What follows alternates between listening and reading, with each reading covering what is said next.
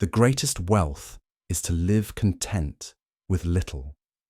There are kinds of wealth that can't be held in your hands. They don't shine, they don't stack, and they don't need to be shown. This kind of wealth lives quietly, in simplicity, in peace, in the quiet confidence of knowing that what you have is enough. Plato, one of the earliest philosophers of the Western world, lived in a society obsessed with power, beauty, and control. And yet he saw through it. He believed that real richness wasn't found in possessions, but in perspective. To him, the soul, not the body, not the bank, was the center of a good life. And that soul could only find freedom when it stopped needing more. This quote asks us to question the story we've been told about success. It doesn't shame desire, but it gently points out that chasing endlessly doesn't lead to stillness. More things don't equal more peace. Contentment is not the reward for getting what you want. It's the freedom to want less and to find joy in what already surrounds you. This is not a call to give everything up. It's a reminder that simplicity is powerful, that a quiet evening, a kind conversation, a single breath of calm, these things too are wealth. When we stop measuring our life by what's missing, we begin to see just how much we have. And in that seeing, we soften. Simplicity isn't lack, it's clarity. And from clarity comes peace. He who has a why to live can bear almost any how. There are moments when life feels impossible, when the weight is too much, the path unclear, the pain too sharp to name. And yet, people survive, not because they're stronger than others, but because something deep inside them whispers, keep going. Nietzsche believed that the human spirit could endure almost anything if it was anchored in meaning. A why doesn't erase suffering. It doesn't make hard things easy, but it transforms the pain into part of the path. When you know why you rise, even the hardest steps become possible. This why can be anything: love, duty, creation, faith, a promise, a person, even a quiet sense that your life matters in ways you cannot yet see. It doesn't need to be grand or poetic. It just needs to be true for you. Because when your suffering has a context, it becomes more than suffering. It becomes endurance. It becomes transformation. Nietzsche invites us not to escape hardship, but to step into it with purpose. The question is no longer, can I survive this? It becomes, what am I surviving for? When you live with that kind of clarity, you can bend without breaking. You can hurt and still move forward. You can carry something heavy and still keep your hands open to hope. The why is the thread that pulls you through the storm. And once it's in your hand, almost any how becomes bearable. Be yourself. Everyone else is already taken. It sounds light, even playful, like something you'd see on a postcard. But behind the wit is something deeper. This quote isn't just a clever line, it's a quiet challenge. To be yourself sounds simple, but it can be the hardest thing in the world. We're taught, often without words, to adapt, to blend in, to please, to meet expectations we didn't set. Slowly, the true self gets edited, trimmed, softened, reshaped. Not because we're false, but because we're afraid of being too much or not enough. Wilder turns that fear gently on its head. He reminds us that everyone else, all those images we try to copy, all those masks we try to wear, are already taken. And the only space that's fully open, fully yours, is the one you keep trying to abandon, your own. This quote isn't about being loud or different just for the sake of it. It's about allowing the quirks, the contradictions, the softness, the depth. It's about recognizing that authenticity doesn't need to be earned, only reclaimed. You don't need to become someone. You just need to stop hiding who you already are. In a world full of roles and noise, being yourself isn't just honest, it's radical. And in that quiet courage, the courage to be as you are, something beautiful begins to unfold. Not a performance, but a presence. And presence, Wilde might say, is the only thing worth sharing. Nothing is permanent except change. We search for things to hold on to, routines, people, beliefs, as if they could stop time from moving forward. But life, in its quiet honesty, keeps changing. Seasons shift. Feelings rise and fade. The self you were yesterday has already become someone slightly new. Heraclitus, a philosopher from ancient Greece, watched a river and saw more than water. He saw the nature of everything, flow. You cannot step in the same river twice, he said, because both you and the river are constantly moving. This isn't a warning, it's a reminder. Change is not a mistake in the system, it is the system. Everything you love will change. Everything you fear will change. Even your sadness, if you give it space, will eventually soften and move. This quote doesn't ask you to detach or pretend you don't care. It simply invites you to stop clinging, to loosen your grip on the idea that anything can stay the same forever. And in that loosening, something surprising happens: peace. When you stop fighting time, you begin to feel part of it. You begin to move with life, not against it. And even the hardest moments gain a strange kind of gentleness, simply because you know, this too will pass. Everything changes. But that doesn't mean everything is lost. It means everything is alive. Freedom is the recognition of necessity. We often think of freedom as the absence of limits, no rules, no constraints, no boundaries. But Hegel offers a different kind of freedom, one that isn't about escape, but about understanding. To recognize necessity is to see what cannot be changed. The forces, conditions, and truths that shape our lives, whether we want them to or not. Time moves forward. Gravity pulls. Loss happens. There are things we can't undo, and paths we cannot take back. And yet, within those limits, we are still free. Because freedom, in Hegel's view, isn't found in avoiding reality, but in aligning with it.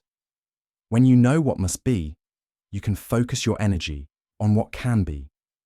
You stop resisting the structure of the world and begin shaping your place within it. This quote invites us to shift from rebellion to clarity, not to give up, but to look more honestly. Some things are fixed, yes, but you are not powerless. You still get to choose how you move, how you respond, how you carry your story. And that, not the absence of necessity, but your relationship to it, is where freedom lives. It is the freedom of the sailor who cannot control the wind but can set the sail. It is the freedom of the artist who works within the frame and still creates something infinite. True freedom is not found in wishing the world were different. It's found in meeting the world as it is and moving with wisdom inside it. You are disturbed not by events, but by your opinion of them. Some moments feel heavy. A single word, a glance, a pause that lingers too long. And suddenly, we're pulled into worry, tension, confusion. But what if it isn't the moment itself that causes the disturbance? What if it's the story we attach to it, the meaning we create, often without noticing? Marcus Aurelius, a Roman emperor and Stoic philosopher, wrote these words not as poetry, but as a practice, a reminder to himself in the midst of power and chaos that peace wasn't about controlling events. It was about how he chose to see them.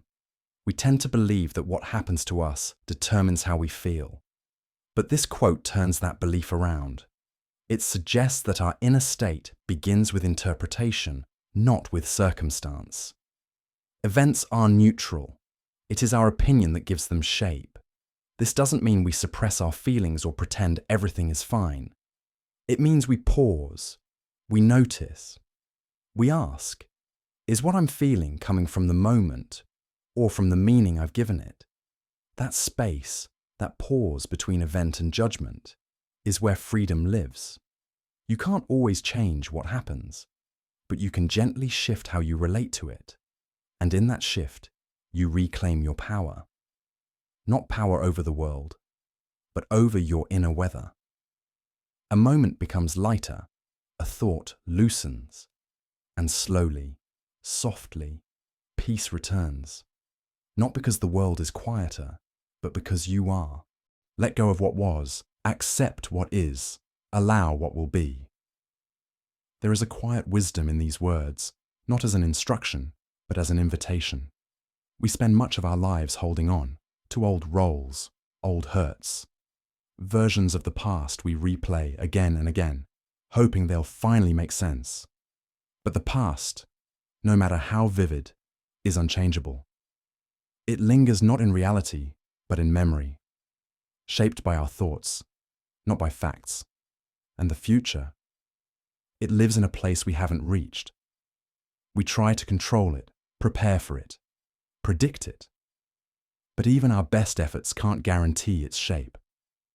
This quote, often attributed to the spirit of Buddhist thought, offers a softer way, a path that doesn't fight time, but flows with it. Letting go of what was doesn't mean forgetting. It means we stop carrying it forward into every moment. Accepting what is doesn't mean agreeing with everything. It means we stop resisting reality and start breathing into it. Allowing what will be doesn't mean we surrender all action. It means we release our grip and meet the unknown with open hands. This is not weakness. It's strength in a quieter form. It takes courage to stop struggling against time. It takes presence to sit in the now without wishing it away. And it takes trust, deep trust, to believe that tomorrow will unfold as it must. Right here, in this breath, is the only place anything is ever truly happening. The past can rest, the future can wait, and you, exactly as you are, can simply be here. Man is condemned to be free. It sounds harsh at first, a kind of burden, dressed up as a gift. But Sartre wasn't trying to be dramatic. He was simply naming what many of us quietly feel, that freedom, real freedom, can be terrifying. Because if no one is controlling your life, then you are responsible, not just for what you do, but for who you become. To Sartre, there was no divine script, no cosmic plan assigning each person their role.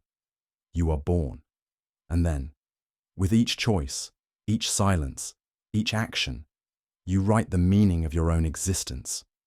That's the condemnation he speaks of. Not a punishment, but an unavoidable truth. You are free. And that means you cannot hide behind fate, or blame, or that's just the way I am. Freedom asks more of us. It doesn't offer a map, only the space to create our own.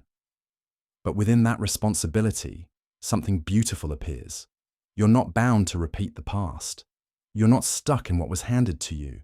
You can shape this moment. You can choose who you become. And yes, that's weighty, but it's also hopeful, because it means that even here, even now, your next step is still yours. Even in limitation, there is direction. Even in silence, a choice is made. Freedom may be a burden, but it's also the beginning of meaning. The quieter you become, the more you can hear. It's a short sentence, but not a small idea. Because in a world that rewards noise, opinions, reactions, declarations, silence feels almost rebellious. Laozi, the ancient Chinese sage behind the Tao Te Ching, understood that the most important things in life do not arrive with fanfare. They arrive gently when we make room for them. Silence isn't emptiness, it's depth. The quieter we become, the more sensitive we get to the subtle patterns of life. A shift in mood, a moment of clarity, a feeling beneath the surface of our thoughts. When we rush to speak, to explain, to react, we miss these softer signals. But when we slow down, not just in words, but in breath, in thought, in presence, we begin to hear again. We hear what our own body is telling us. We hear what someone else meant, even if they couldn't say it. We hear the quiet truth inside a complicated feeling. This kind of listening isn't passive. It's an active choice to step out of the noise and return to what's real. You don't have to fill every space. You don't have to know the answer. Sometimes the most profound insight rises from the silence you allow. And in that silence, what needs to be heard will find its way to you. Live as if you were to die tomorrow. Learn as if you were to live forever. There are two kinds of urgency in this quote. One belongs to the heart, the other to the mind.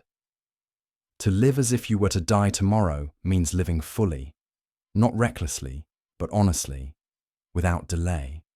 It means saying the thing you keep postponing, taking the walk, letting go of the grudge, feeling the day as it passes instead of rushing through it. Gandhi, a man grounded in discipline and purpose, didn't call for indulgence. He called for presence. When you remember how temporary life is, small moments become sacred. But this quote doesn't end with urgency. It opens into something slower. Learning. To learn, as if you were to live forever, means approaching each day with curiosity, with humility. It means knowing you'll never know everything. And that's the beauty of it. It's not about formal education. It's about staying awake to yourself, to others, to the endless unfolding of life. This quote holds two truths at once, that life is short and that wisdom is a lifelong path. Together, they invite us to live deeply and grow continuously, to care for the day while respecting the journey. You don't have to rush. You don't have to wait. Just live as if this moment matters, and learn as if there will always be more to understand. The unexamined life is not worth living. Some words feel like a challenge, others like a mirror. This quote is both. Socrates wasn't speaking to kings or scholars when he said this. He was speaking to anyone willing to look inward. To him, living well wasn't about status or safety or even comfort. It was about awareness. An unexamined life, he said, may be full, but it isn't truly lived. Because to live blindly, to move through the world without asking who you are, what you value, or why you choose what you choose, is to sleep through your own story. This isn't a demand for constant analysis. It's a gentle invitation to reflect, to question, to pause, to ask once in a while, am I moving towards something real or just moving? Am I living someone else's life or my own? This quote doesn't judge, it awakens. It reminds us that we are not just bodies passing through time, but minds and hearts capable of depth, of growth, of meaning. You don't need all the answers, but you do need to ask the questions. And even a single moment of honest reflection, one breath of self-awareness, can shift the path you're on. To examine your life is not to judge it harshly. It's to open your eyes and begin again, with purpose and with presence.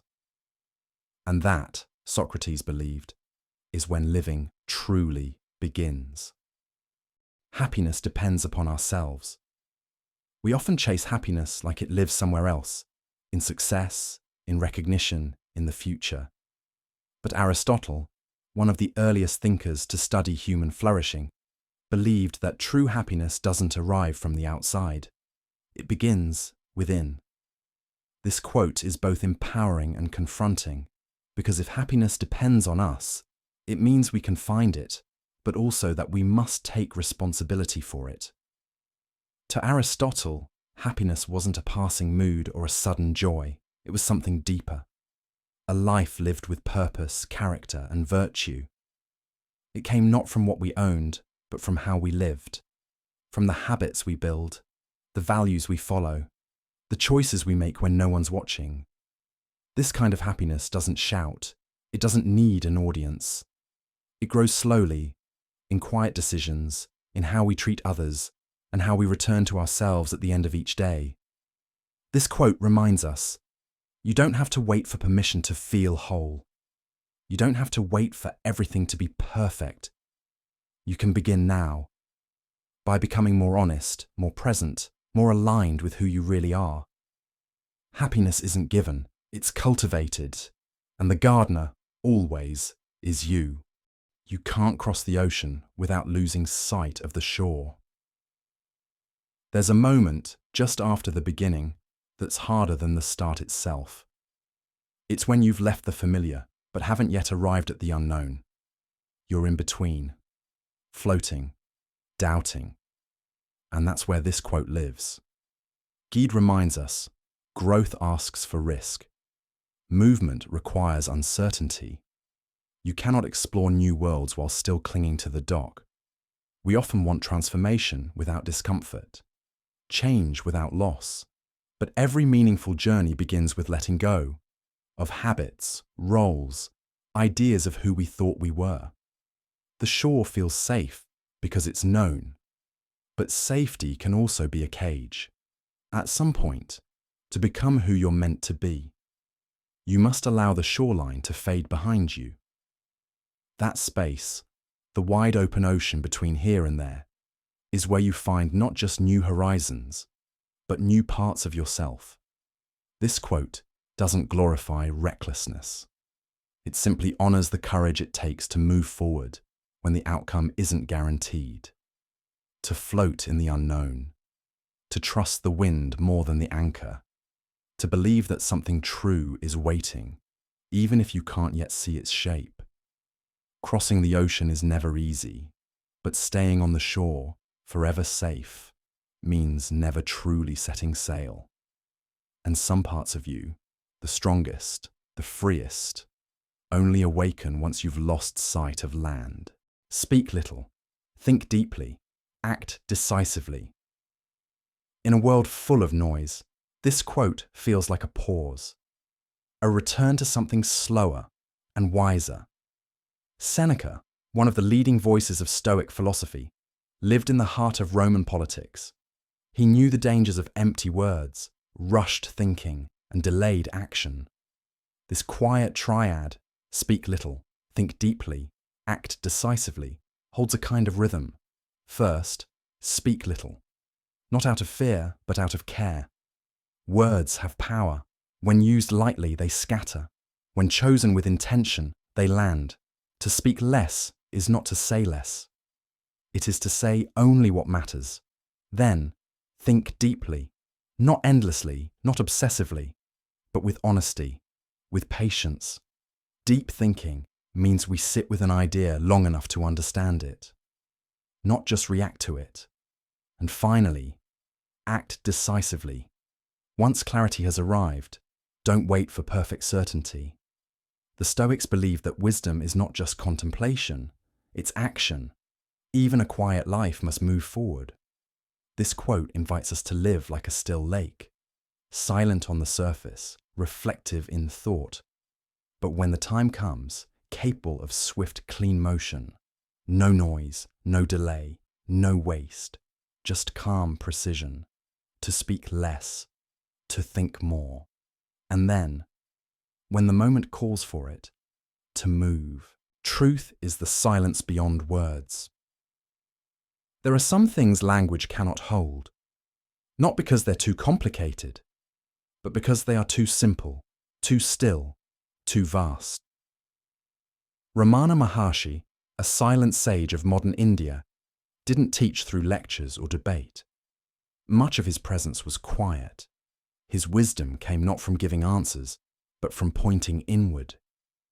To him, the deepest truths didn't live in speech, they lived in silence, the kind of silence that remains when the mind stops searching. This quote invites us to step beyond definitions, to feel rather than explain, to be rather than describe. Words can guide, but they can also trap. We name something, and in doing so, we fix it. we reduce the full mystery into something small enough to manage. But truth, real truth, is not a sentence. It's not a theory.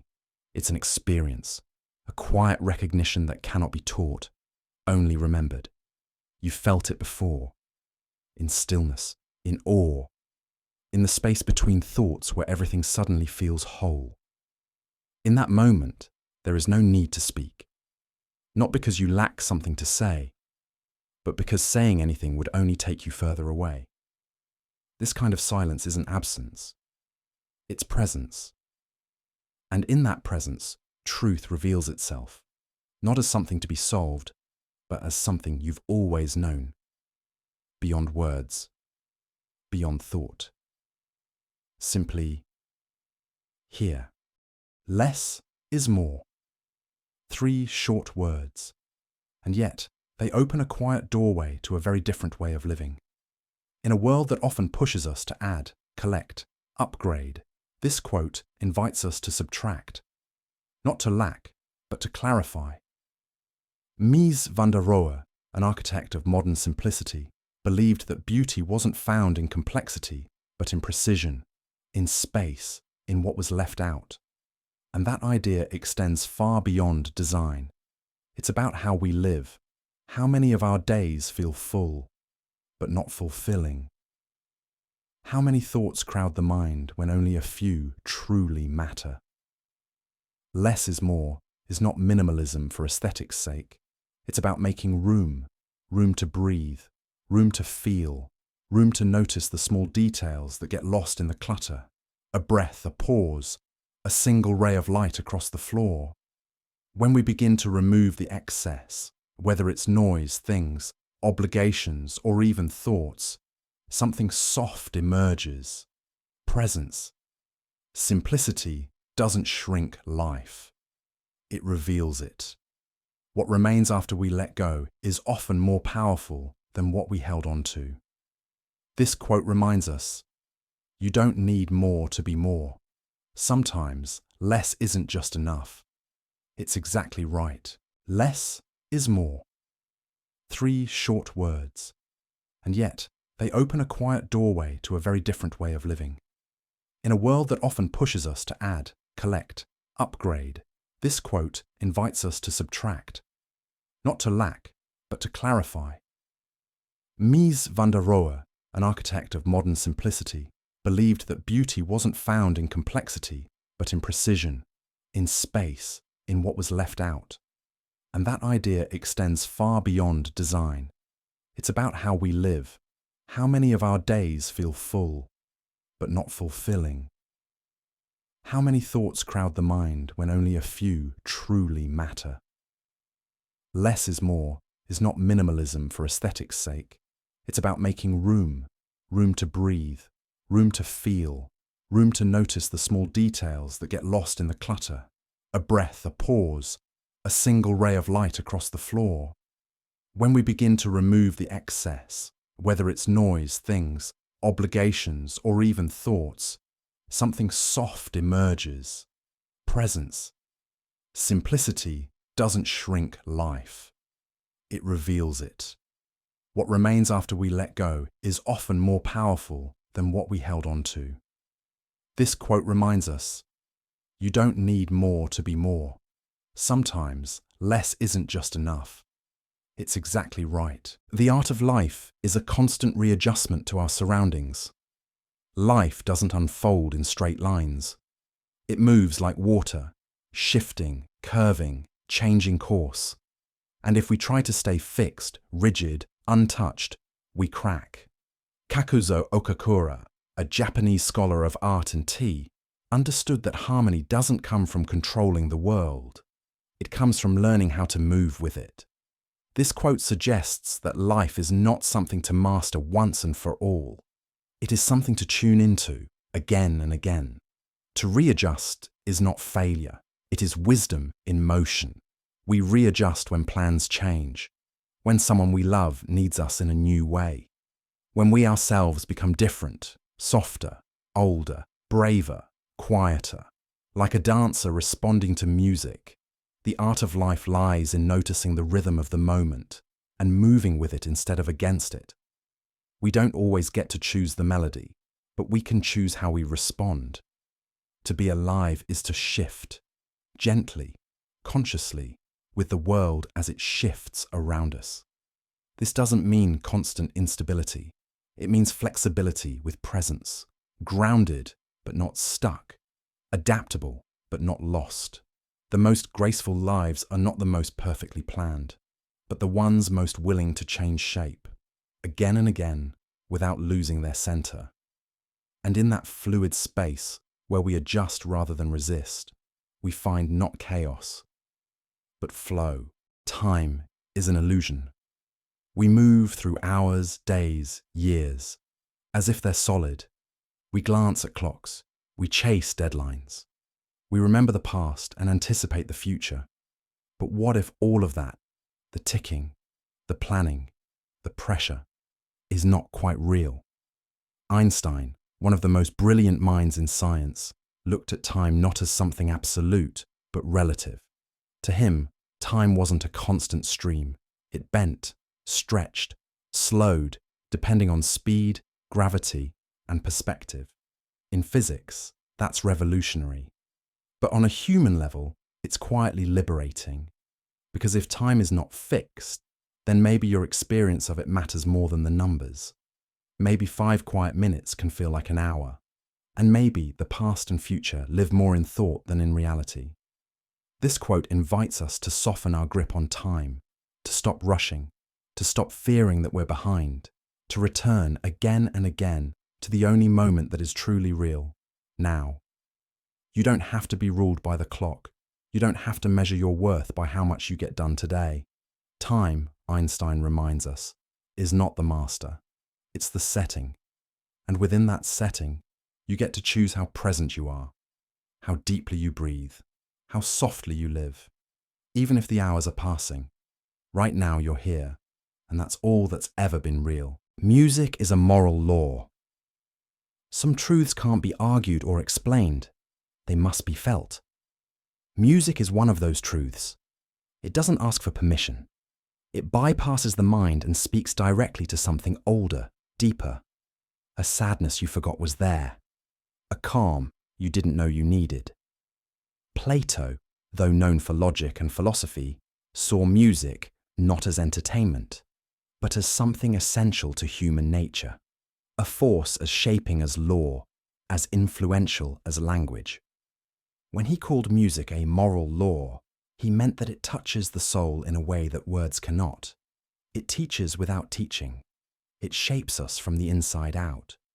He believed that the rhythms and harmonies we surround ourselves with matter, that they don't just reflect our inner world, they form it. And in that sense, music becomes more than sound. It becomes structure, guidance, a quiet compass for the heart. In a noisy world, music can pull us back to ourselves, wordlessly reminding us of beauty, of balance, of something true. It holds space for sorrow without fixing it. It mirrors joy without explanation. And sometimes it says exactly what we needed to hear, without using a single word. This quote is not about rules or morality in the strict sense. It's about the quiet order that lives beneath chaos, the way a single melody can soften something hard inside us, the way a simple tone can return us to stillness. Music is not the background, it is the structure we didn't know we were leaning on all along. The universe's change. Our life is what our thoughts make it. Everything around us moves. The sky shifts, the seasons turn, people come and go. Even your body, once small, now grown, is a quiet testimony to change. Marcus Aurelius saw this clearly. As a Stoic emperor, he lived in constant transition, war, duty, loss, but he never tried to stop the world from changing. Instead, he turned inward. Because while we cannot control the universe, we can shape our response to it. That's the power hidden in this quote. Life is not just what happens to us. It's what we think about what happens. It's the story we tell ourselves. Change is guaranteed, but meaning, that's something we create. Two people can live through the same moment and carry away completely different experiences because their inner framing, their thoughts, gave it shape. This isn't about denying reality. It's about understanding that the mind plays a part in how we meet reality. When our thoughts are fearful, life tightens. When our thoughts are open, space returns. When our thoughts are kind, life softens, even when the outer world remains hard. This quote doesn't offer control over the universe. It offers something more subtle and more lasting, authorship over our inner world. So when things shift, as they always will, you don't have to be swept away. You can pause, you can breathe, and you can choose the thoughts that shape your life from the inside out. To know that you know nothing is the beginning of wisdom. There's a quiet strength in admitting you don't know. Not because you're lost, but because you're open. Socrates, one of the earliest and most influential philosophers, didn't build his wisdom on certainty. He built it on questions. He believed that real knowledge begins not with answers, but with humility. The people who are most dangerous, he warned, are not the ones who know too little, but the ones who believe they know everything. This quote is not about ignorance, it's about awareness. Awareness that what we think we know is often incomplete, shaped by assumptions, limited by perspective. When we admit what we don't know, we stop defending. We start listening. We become curious rather than correct. And in that shift, from knowing to wondering, the door to wisdom quietly opens. Because wisdom isn't loud. It's not about having the last word or the most facts. It's about being awake enough to see where your own mind ends, and brave enough to keep going beyond it. This quote invites you to relax into the mystery, to soften your grip on the need to be right, and to recognize that not knowing is not a weakness, it's a beginning. The moment when learning becomes possible, and wisdom, real, lived, felt wisdom, starts to grow. Silence is sometimes the loudest answer. Not every truth needs a voice. Not every moment asks for explanation.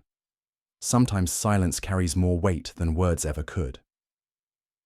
Laozi, the ancient sage behind Taoist philosophy, believed that true wisdom often moves in the softest ways. Silence, in his view, was not emptiness. It was presence, a kind of knowing that doesn't need to be defended.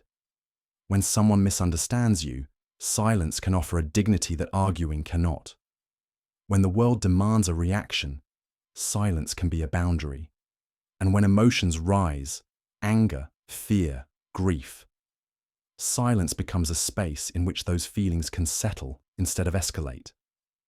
This quote doesn't tell us to stay silent always, but it reminds us silence is not weakness. It's not retreat. It's choice. The choice to let things be. To trust that some answers don't need to be spoken because they are already understood, deeply and without noise. In silence, we listen more clearly. We feel more honestly. And we begin to sense the subtle currents beneath the surface of things. The truth behind the words. The intention behind the action. This kind of silence is not passive. It's alive. It's the space where real clarity can unfold. And in a world so full of noise, your silence, still, grounded, intentional, might just be the clearest voice of all. Music is what tells us that the human race is greater than we realize. We often see humanity through the lens of struggle, war, conflict, noise. And yet, in the midst of all that, music appears. Soft, strong, unexplainable. Napoleon, a figure known more for conquest than contemplation, is said to have offered this quiet insight.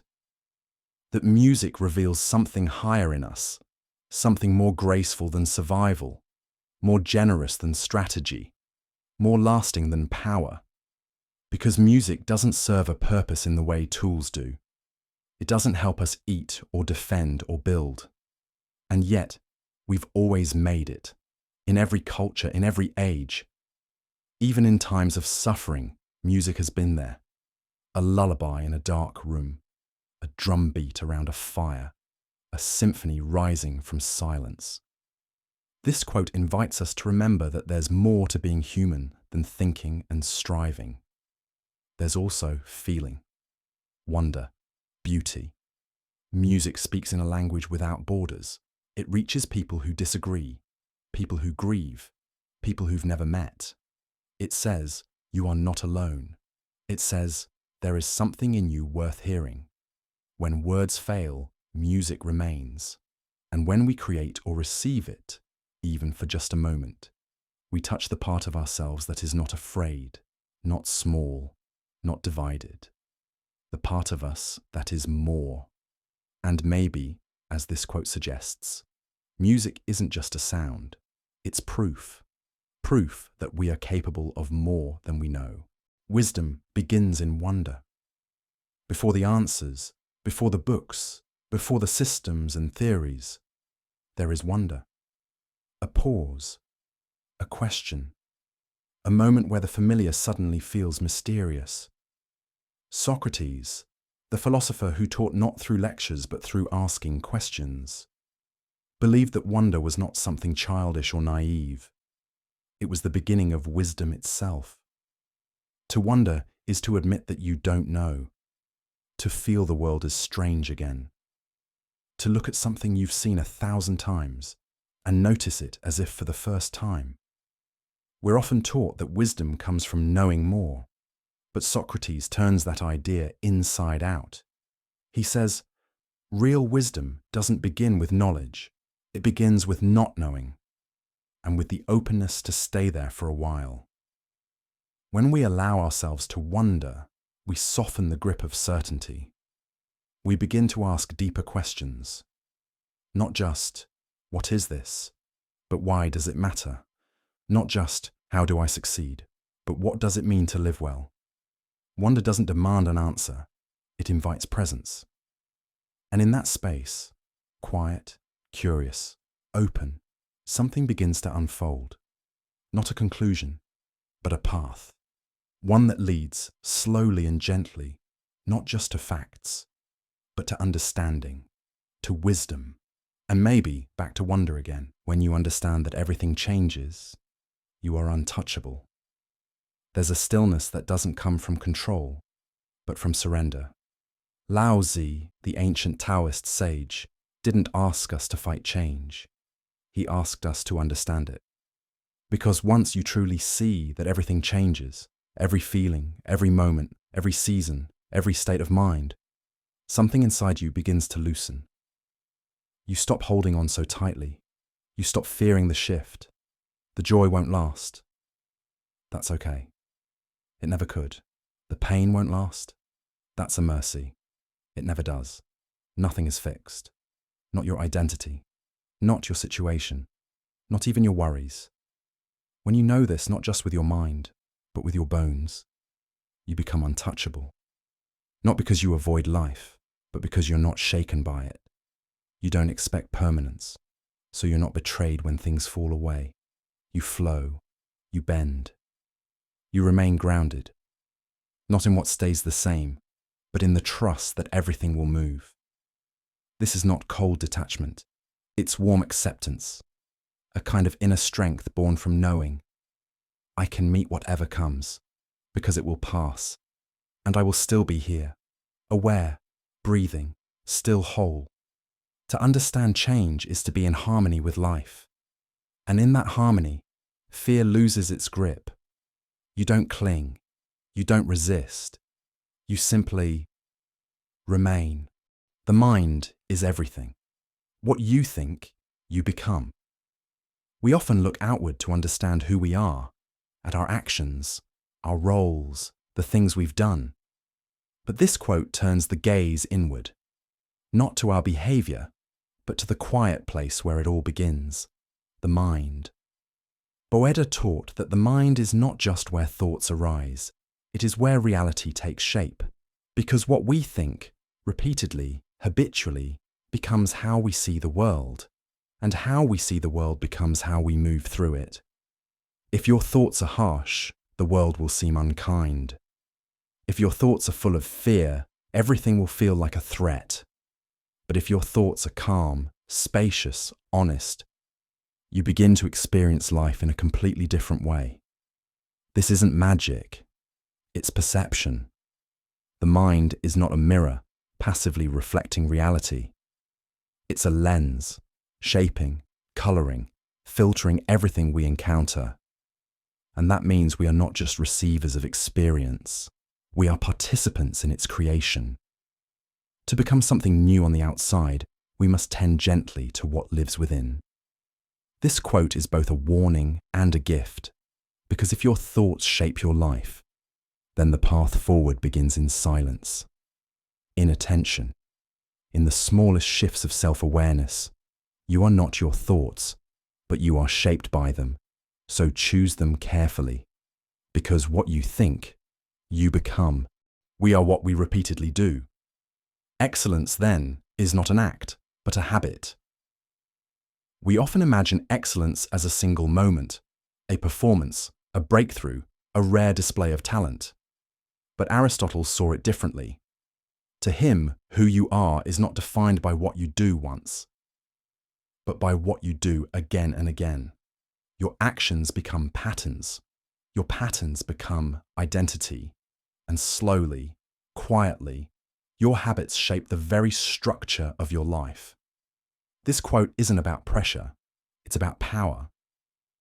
Because it reminds us that greatness is not distant. It's built in small daily choices.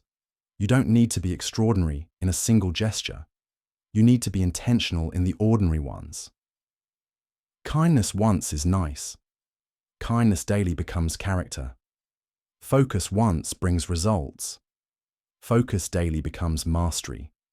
Even peace, felt once, is fleeting. But peace cultivated regularly becomes your resting state. This way of seeing life removes the illusion of sudden transformation. You don't become by leaping, you become by returning, gently, consistently, with care. And if that's true, then your habits are not just tasks.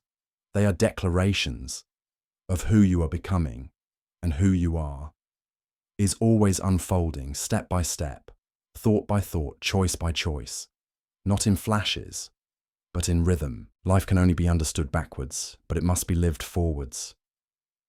There's a quiet ache in this truth. We look back and finally see the pattern, the reason behind the detour, the meaning in the silence, the lesson hidden in the pain. But by then, it's already behind us. Kierkegaard, the Danish philosopher and father of existentialism, understood this tension well. He knew that life never makes perfect sense while we're in the middle of it. Understanding comes later, softly, slowly, often in hindsight. But still, we must move forward. We must live into the unknown, make choices without guarantees, trust things we cannot yet explain. And that's the fragile beauty of being human. We are creatures of memory and imagination, pulled by the past, drawn toward the future, always standing on the edge of what is. This quote invites a kind of gentleness, to forgive yourself for not always knowing, to stop demanding clarity before action, to accept that life, in its fullness, only reveals its shape after it's been lived. You're not supposed to have it all figured out, not today, not yet. But if you keep walking, with honesty, with curiosity, then one day, when you look back, the pieces may begin to fit. And when they do, you'll see not a perfect line, but a life. Messy, moving, real, lived forward, understood in time. A wise man doubts, a fool is certain. There's a kind of comfort in certainty. To believe you've figured it out, to have a quick answer, a strong opinion. But Voltaire, sharp, witty, endlessly curious, saw certainty not as strength, but as blindness. To him, the wiser you are, the more space you leave for doubt. Because wisdom doesn't come from knowing everything. It comes from knowing how little you truly know. Doubt, in this light, isn't weakness. It's humility. It's the ability to sit with a question without rushing to fill it. It's the pause before judgment, the silence before reply, the recognition that truth is rarely simple and people are rarely one thing. The fool clings to absolutes. The wise one asks, "What am I not seeing yet?" This quote invites you to soften your grip on being right, to trade certainty for curiosity, not to float forever in indecision, but to make space for reflection. In a world full of noise, those who doubt are often the ones who are still listening, still learning, still growing. And maybe real wisdom isn't about having the final word, but about knowing when not to speak at all, to live with questions, and to let those questions open you, gently, from the inside out. The things that trouble us exist mostly in our minds. Sometimes, it's not the event itself that unsettles us, but the thoughts that follow it. Not the words that were said, but the way we replay them. Not the moment of pain, but the story we build around it.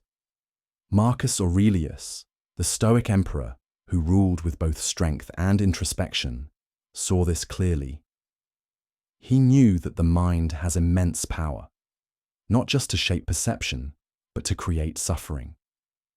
This quote isn't a denial of hardship, it's a reminder of perspective. Because most of the time, what causes us stress is not reality itself, it's our resistance to it, our spiraling thoughts, our imagined futures, our need for control over what we cannot change. A look becomes a judgment, a delay becomes a disaster, a small failure becomes a reflection of who we are. But when we return to the present moment, just this breath, just this step, the weight begins to lift. The mind quiets. And the trouble, once so large, begins to soften or even disappear.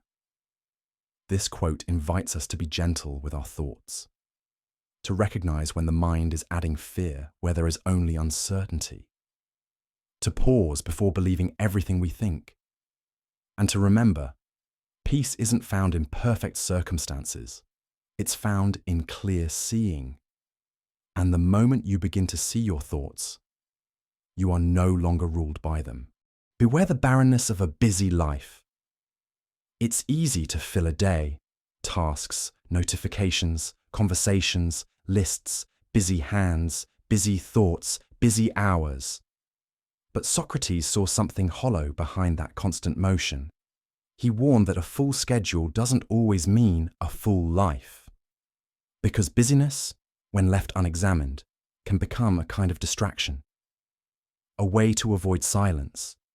A way to outrun the deeper questions we carry. What do I value?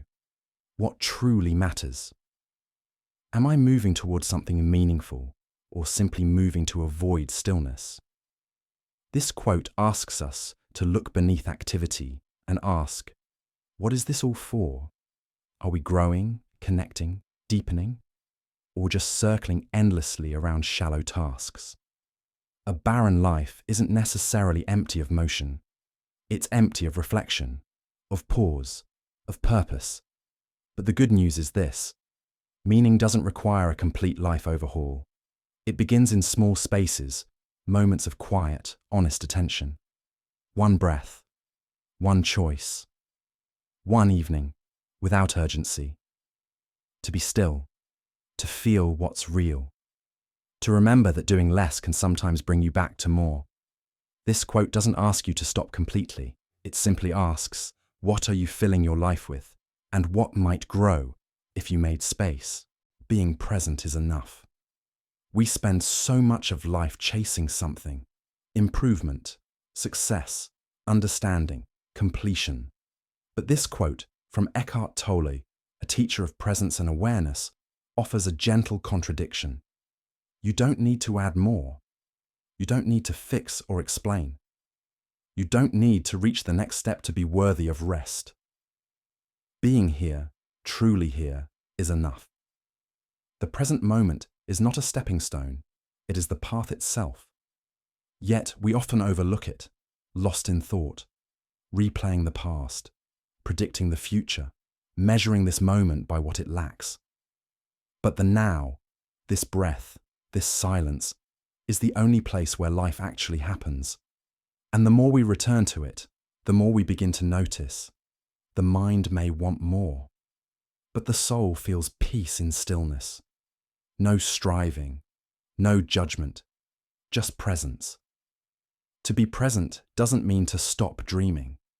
It means to stop abandoning yourself in the process, to remember that you are not behind, you are not broken, you are not late, you are here, and that is enough, not forever, not in theory, but just now, and now again. To enjoy the things we ought and to hate the things we ought has the greatest bearing on excellence of character. Character is not only built by what we do, but also by what we love, and by what we resist. Aristotle, one of the most grounded and practical philosophers, believed that true excellence comes not just from action, but from alignment, from training the heart to desire what is good, and to turn away from what is harmful. This quote invites us to look inward and ask, do I take joy in the right things? Do I feel discomfort when I see what is wrong? Because values aren't just abstract ideas, they live in our reactions. To enjoy kindness, honesty, humility, to feel uplifted when you see courage, moved by truth, soothed by simplicity, that's character in motion. Likewise, to feel uneasy around cruelty, deception, or arrogance, even quietly, is a sign your soul is awake. This is not about judgment. It's about tuning your inner compass. Because in the end, who we become is shaped not only by what we believe, but by what we instinctively lean toward, what we praise, what we admire, what we feel at home in. Aristotle reminds us, excellence is not an accident. It's a slow shaping of both action and affection. To love what is noble, and to let go of what dulls the spirit, that is the mark of a life well lived. Self-control is real freedom. Freedom is often imagined as doing whatever we want, no rules, no limits. But the Stoics, thinkers like Epictetus, Seneca, and Marcus Aurelius, saw it differently. They believed that true freedom doesn't come from indulging every impulse. It comes from mastering them. Because when you are ruled by your desires, your anger, your fears, you're not free. You're reactive. You're pulled in every direction by whatever the moment brings. But when you practice self-control, you reclaim your power. You create space between stimulus and response. And in that space, something rare appears. Choice. This kind of freedom isn't loud. It's not about breaking boundaries. It's about knowing yourself so well that you're no longer a prisoner of habit. You can feel anger and choose not to speak from it. You can feel desire and choose not to chase it blindly. You can feel fear and still act with clarity. The Stoics didn't ask for perfection.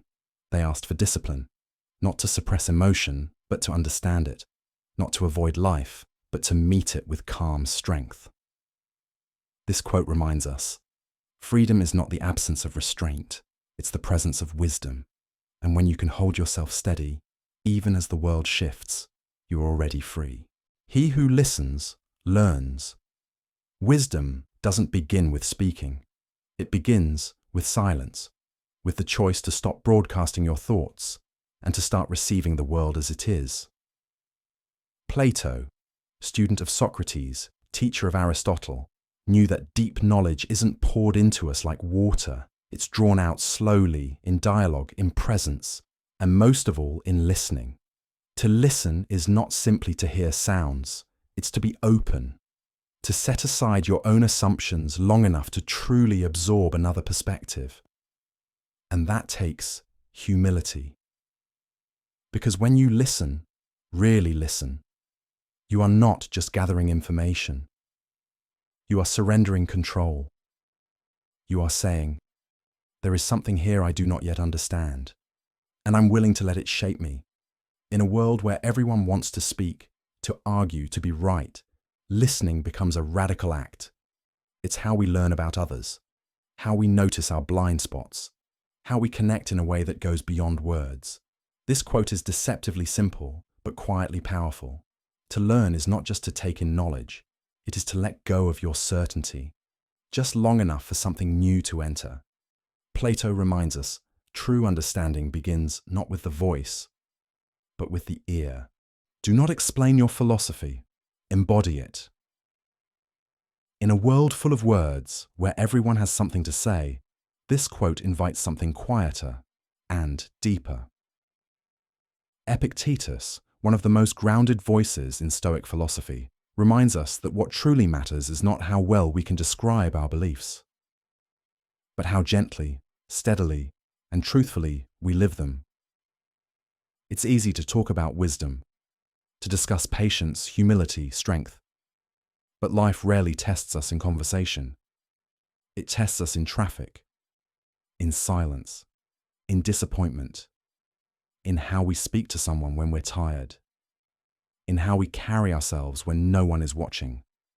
Epictetus urges us not to impress with language, but to embody the lessons, not as performance, but as practice, not as something to declare, but something to become.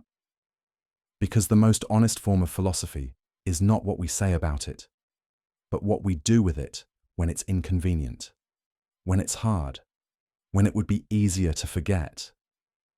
You don't need to explain your calm if your presence radiates it. You don't need to explain your kindness if people feel safer near you. You don't need to argue your principles if they're visible in the smallest of your choices. Philosophy, at its best, is not spoken, it's lived. And when it is, there is no need to prove anything. The truth speaks for itself, softly, clearly, without a word. Where silence lives, truth begins. There is a kind of knowing that cannot be reached through argument, through noise, or even through thought.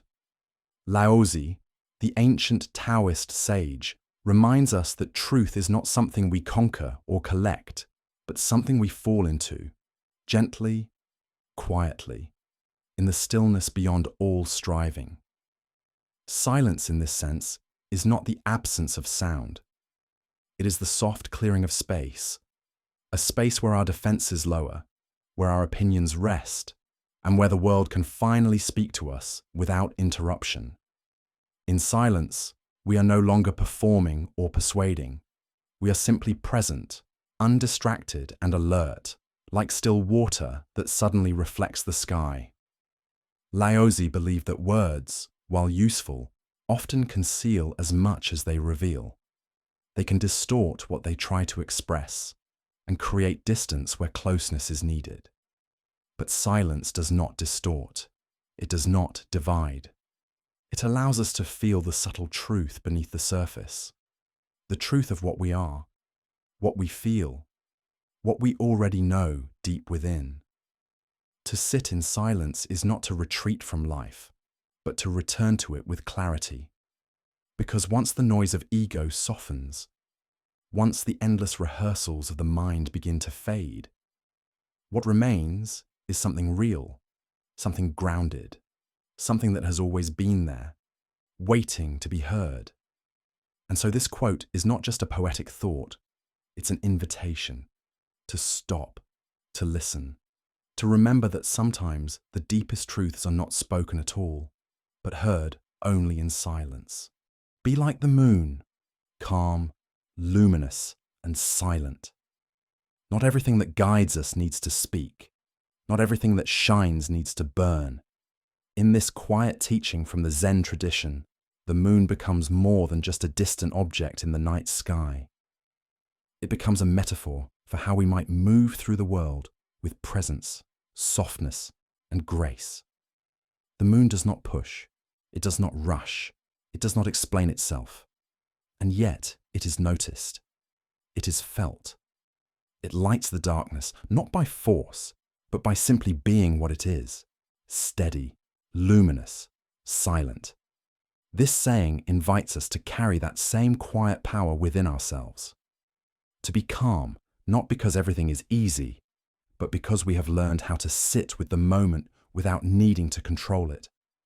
To shine not with noise or demand, but with the kind of quiet clarity that comforts others just by showing up. And to remain silent, not out of fear, but out of a deep inner stillness that no longer feels the need to prove anything. The moon doesn't compete with the sun. It reflects, it observes, it accepts its place in the cycle, and reminds us that light can be soft and silence can be full. In a world of constant noise, to live like the moon is a radical act, a return to simplicity, to presence, and to the quiet strength that asks for nothing, but touches everything. We suffer more often in imagination than in reality. There is the pain that actually happens, and then there is the pain we anticipate, the things we fear, rehearse, magnify in our minds before they ever arrive, or often never arrive at all. Seneca, one of the great Stoic philosophers, observed that much of our suffering doesn't come from life itself, but from the way we mentally relive, predict, and exaggerate the struggles that life might bring. We lie awake at night imagining worst-case scenarios. We worry about conversations that haven't happened. We brace ourselves for disappointments that may never come. And all the while, our nervous system doesn't know the difference. It responds as if the threat is already real. Seneca's wisdom is not a denial of real pain. He knew that hardship and loss are part of life. But he reminds us that what breaks us down more often is the storm in our thoughts, not the weather outside. This quote is a gentle call to come back to reality. Not to reject caution, but to reject the illusion that worry protects us. Most of the things we fear will either never happen, or won't be as bad as we imagined. And even if they do come, they will come one moment at a time, never as endlessly as they arrive in our minds. So breathe. Return to this moment. It is likely far quieter, far safer, and far softer than the one your imagination has built. Know yourself. Carved into stone at the entrance to the Temple of Apollo in Delphi, these two words have been carried through the centuries as one of the most enduring invitations in human thought. Not a command to look outward, to conquer the world, or to collect answers from others, but a soft, steady call to turn inward and begin with what is closest, yet often most unfamiliar, yourself.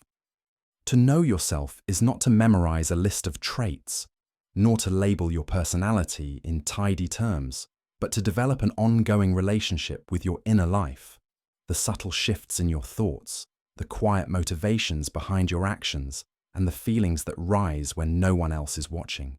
It means learning to sit with your contradictions without rushing to fix them, and to observe your habits, your desires, your fears, not as enemies to be silenced, but as signals trying to tell you something true. This kind of knowing is not loud or dramatic. It doesn't arrive as a final answer or a perfect definition. Instead, it unfolds slowly, in silence, in reflection, in the space you create when you stop performing and start paying attention. And through that attention, clarity begins to take shape. Not the kind of clarity that tells you who you should be, but the kind that gently shows you who you already are beneath the noise. In a world that often tells us to prove, to produce, to be seen, this ancient wisdom offers something much quieter, much more radical. Before you can lead, love, or live with depth, you must first take the time to simply know yourself. And from that knowing, everything else begins. Let your soul rest. That is still progress.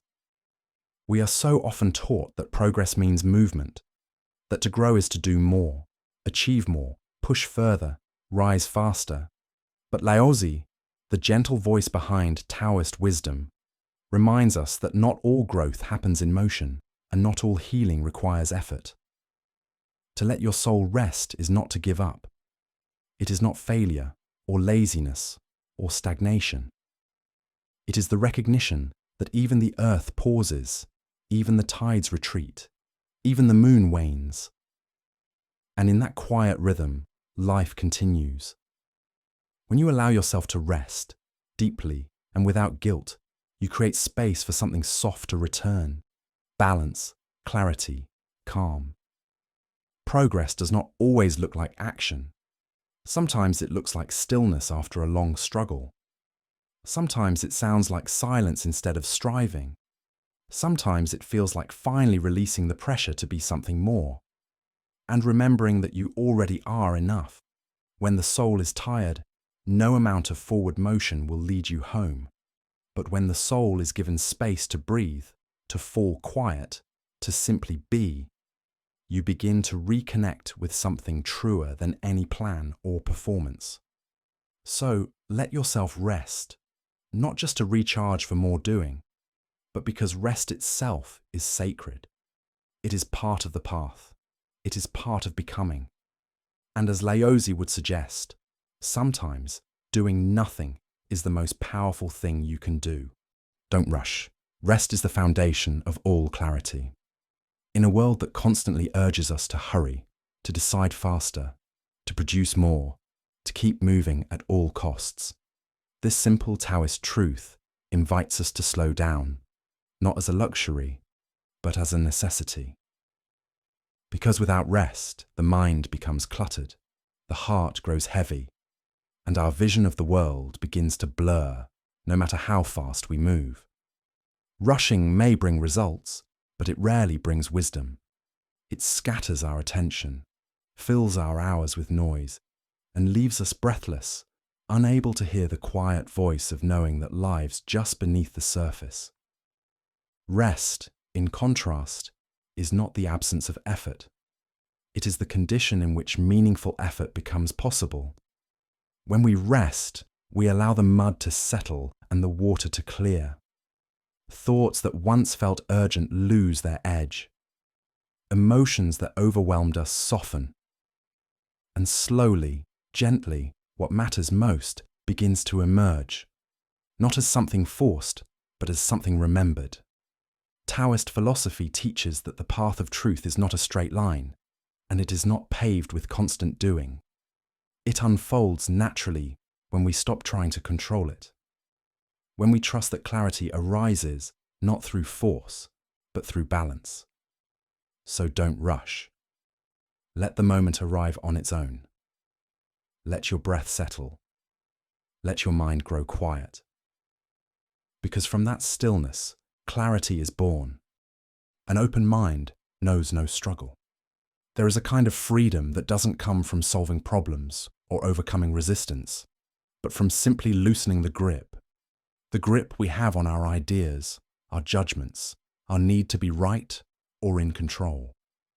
The Tao Te Ching, one of the foundational texts of Taoist thought, points us again and again toward that freedom, not through effort, but through openness. When the mind is closed, everything feels like a battle. We defend our views. We resist discomfort. We push against whatever doesn't fit the shape of what we expected. But an open mind doesn't fight the world. It flows with it. It sees change not as threat, but as part of the pattern. It allows uncertainty without panic, contradiction without collapse. And in doing so, it discovers a quieter kind of power. The kind that bends without breaking, adapts without losing center, and accepts without retreating.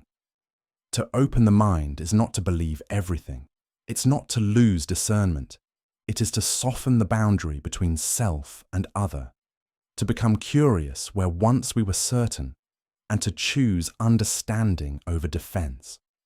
This quote is a reminder. Struggle often begins in the mind's refusal to allow what is. But when we open, when we release the need to control every outcome, we begin to experience life as it actually is, fluid, mysterious, and not against us. And in that openness, the struggle ends. The goal is not to win. The goal is to be. We are raised in a world that rewards victory. We learn to measure our worth by what we've achieved, how far we've come, and how we compare to others. But Taoist wisdom gently invites us to release that race, to step off the path of constant striving and return instead to something much quieter, much more honest, simply being. To be is not to give up. It is not passive or indifferent. It is the radical act of allowing life to unfold through you, without the pressure to force, fix, or prove. When we stop chasing the illusion of winning, being the best, the fastest, the most admired, we begin to notice the richness that was always here. The breath, the moment, the presence beneath it all. The Tao does not seek first place. It does not compete, yet it never falls behind. It moves not by ambition, but by alignment, with nature, with flow, with truth. This principle reminds us that being is not something you must earn. It is your birthright. You do not need to win love, win peace, or win rest. You are already allowed to feel whole, already invited to belong. So let go of the need to conquer. Let go of the voice that says you must do more to become enough. And allow yourself, just for now, to be as you are. That alone is a return to what is real. The way appears as you walk it. We often want the whole map before we take a single step, the guarantees, the destination, the explanation of how everything will turn out. But Rumi, the mystic poet whose words continue to soften hearts centuries later, reminds us that clarity does not come before the journey. It comes through it. We are not meant to have all the answers at the beginning. The path is not laid out like a paved road from one moment to the next. It is more like fog lifting slowly as we move, each step revealing just enough to trust the next one. This quote offers comfort in uncertainty.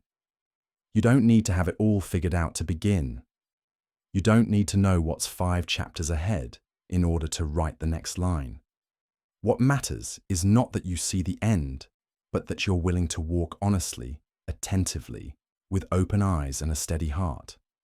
Often, it is only by walking that we discover what the path is. By trying, we learn. By stumbling, we grow. And with each step, even the unsure ones, we find that life has a rhythm, a wisdom, a direction that could never have been seen in advance. So take the next step, not because you're certain, but because walking itself is how the way becomes visible. And as Rumi knew, you don't need to see the whole road.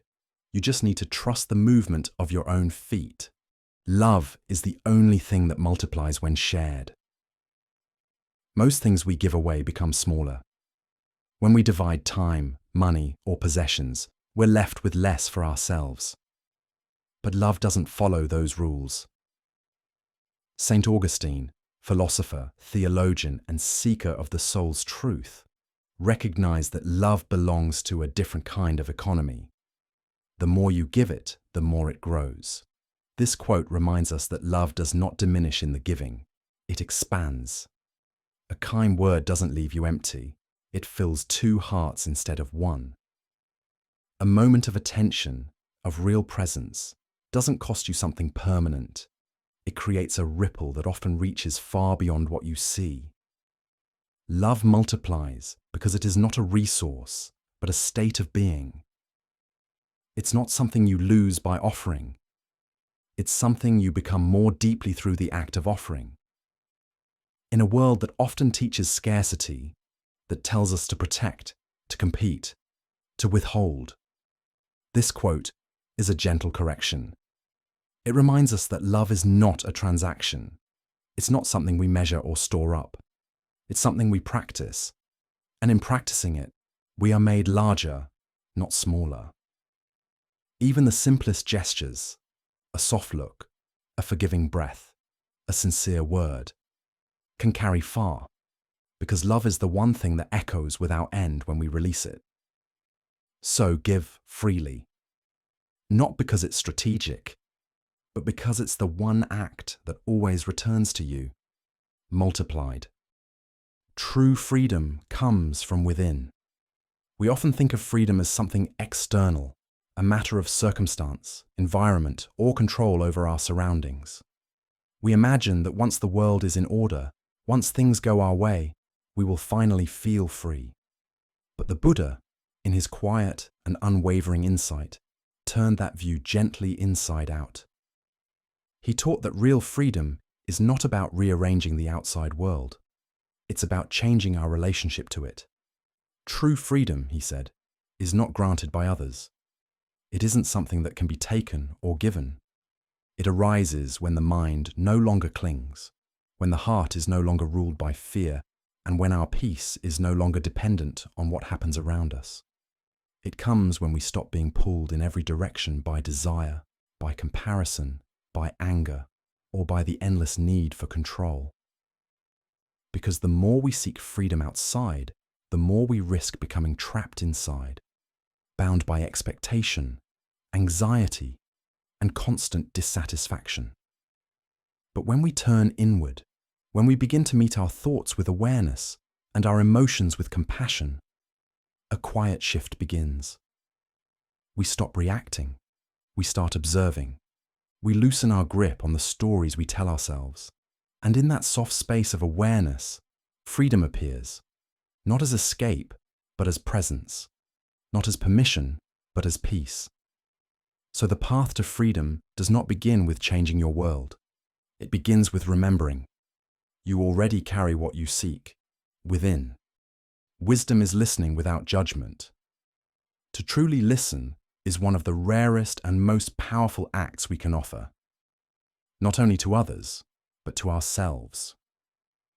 Krishnamurti, a philosopher who challenged systems of belief and questioned even the act of seeking truth, believed that real wisdom could only arise when the mind becomes still enough to receive, without filtering everything through habit, opinion, or fear. Listening without judgment means letting go of the impulse to categorize, to correct, to conclude before the sentence has even been spoken. It means holding space, even in silence, for another voice, and allowing what is said to land as it is, not as we wish it to be, not as we fear it might be, but simply as it is. When we listen in this way, we stop using our mind as a shield. We open it instead as a mirror, not passive, but deeply attentive, not defenseless, but unarmed. And from that openness, understanding arises, not from analysis, but from presence. This kind of listening is also a practice we can offer inward.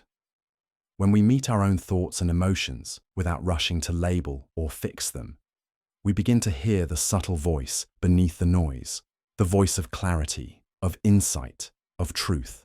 Krishnamurti reminds us, wisdom is not the cleverness to answer, but the quiet strength to listen, to observe, to receive, without rushing to control. And in that still, judgment-free attention, we begin to understand far more than words can ever say. To be is to be perceived. What does it mean to exist? For George Berkeley, an 18th century philosopher and idealist, the answer was both simple and radical. Something exists only insofar as it is experienced, as it is seen, heard, touched, felt, or thought of.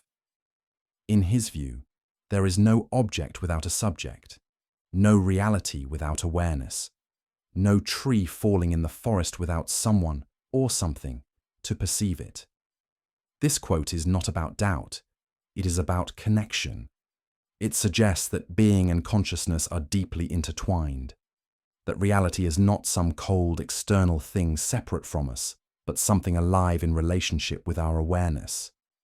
To say to be is to be perceived, is to recognize that existence isn't fixed or objective in the way we often assume.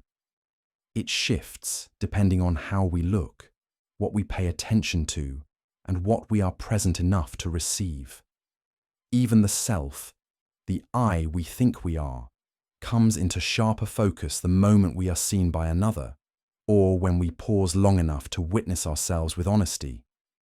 Berkeley's idea is not about ego, but about presence. It reminds us that perception is powerful, that how we see, and whether we choose to really see, shapes the world itself. And perhaps, on a deeper level, it asks us to live not just as observers, but as participants in a shared reality where attention is not a passive act, but a form of creation. Simplicity is the ultimate sophistication. In a world that often equates complexity with intelligence, this quiet insight from Leonardo da Vinci turns our attention towards something far more refined, a beauty that doesn't shout, doesn't overwhelm, and doesn't try to impress, but instead reveals itself in clarity, balance, and restraint.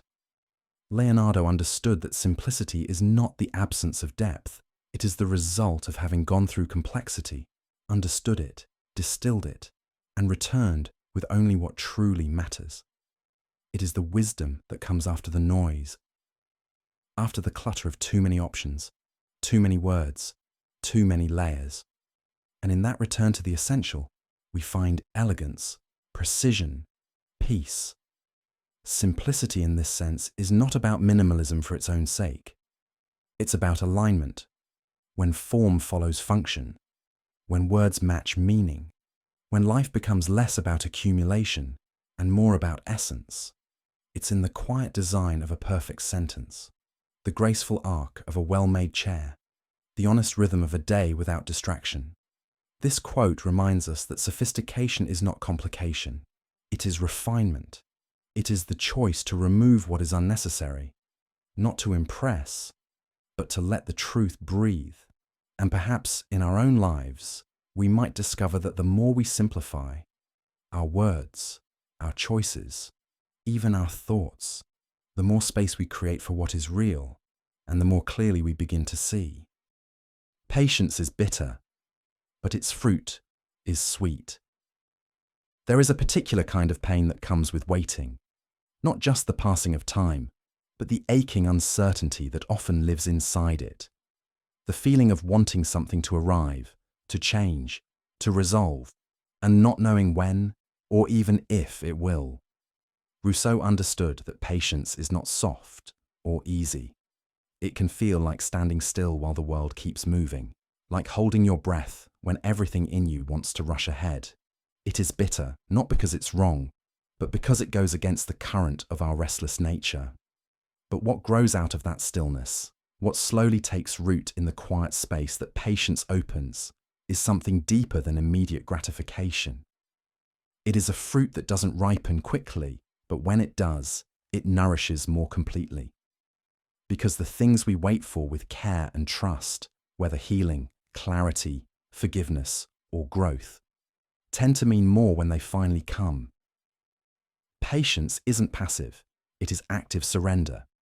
It is the strength to remain steady while life unfolds in its own time.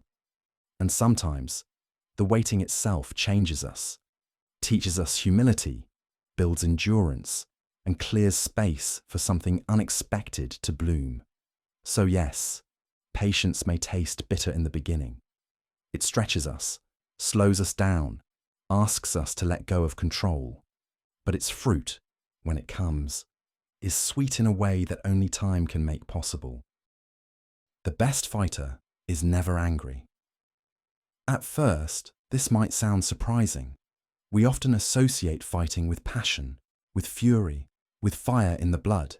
But Laozi, the ancient voice of the Tao, saw something far more subtle and powerful. True strength does not rise from rage, it rises from stillness.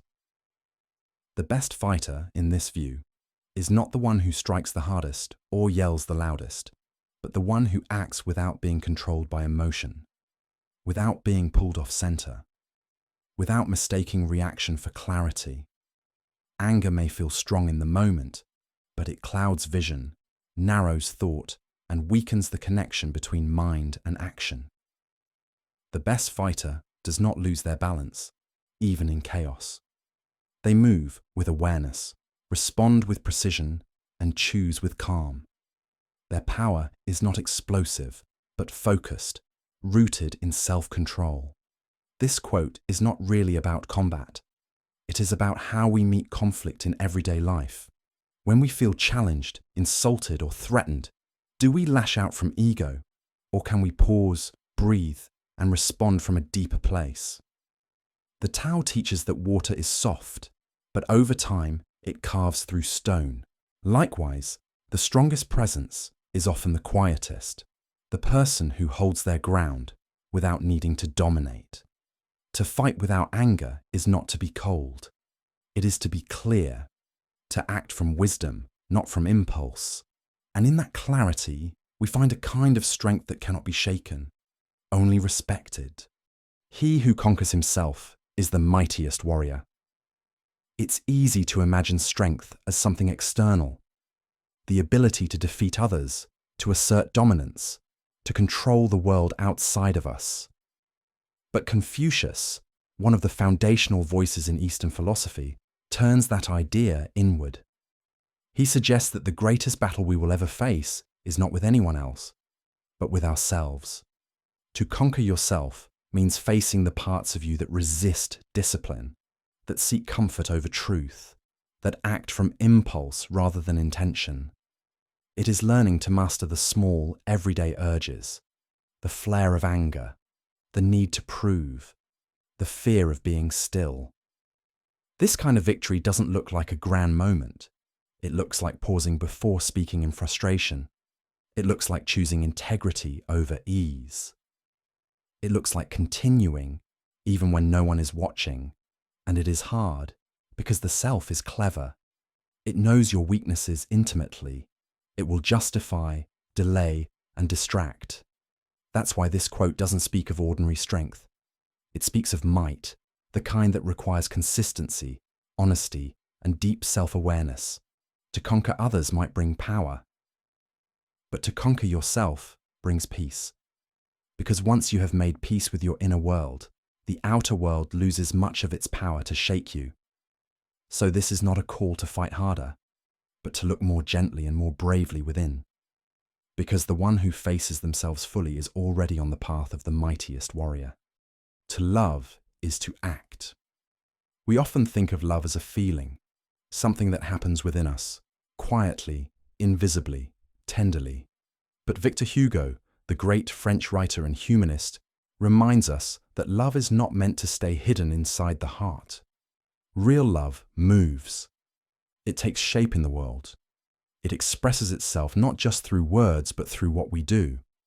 To love is not simply to feel deeply.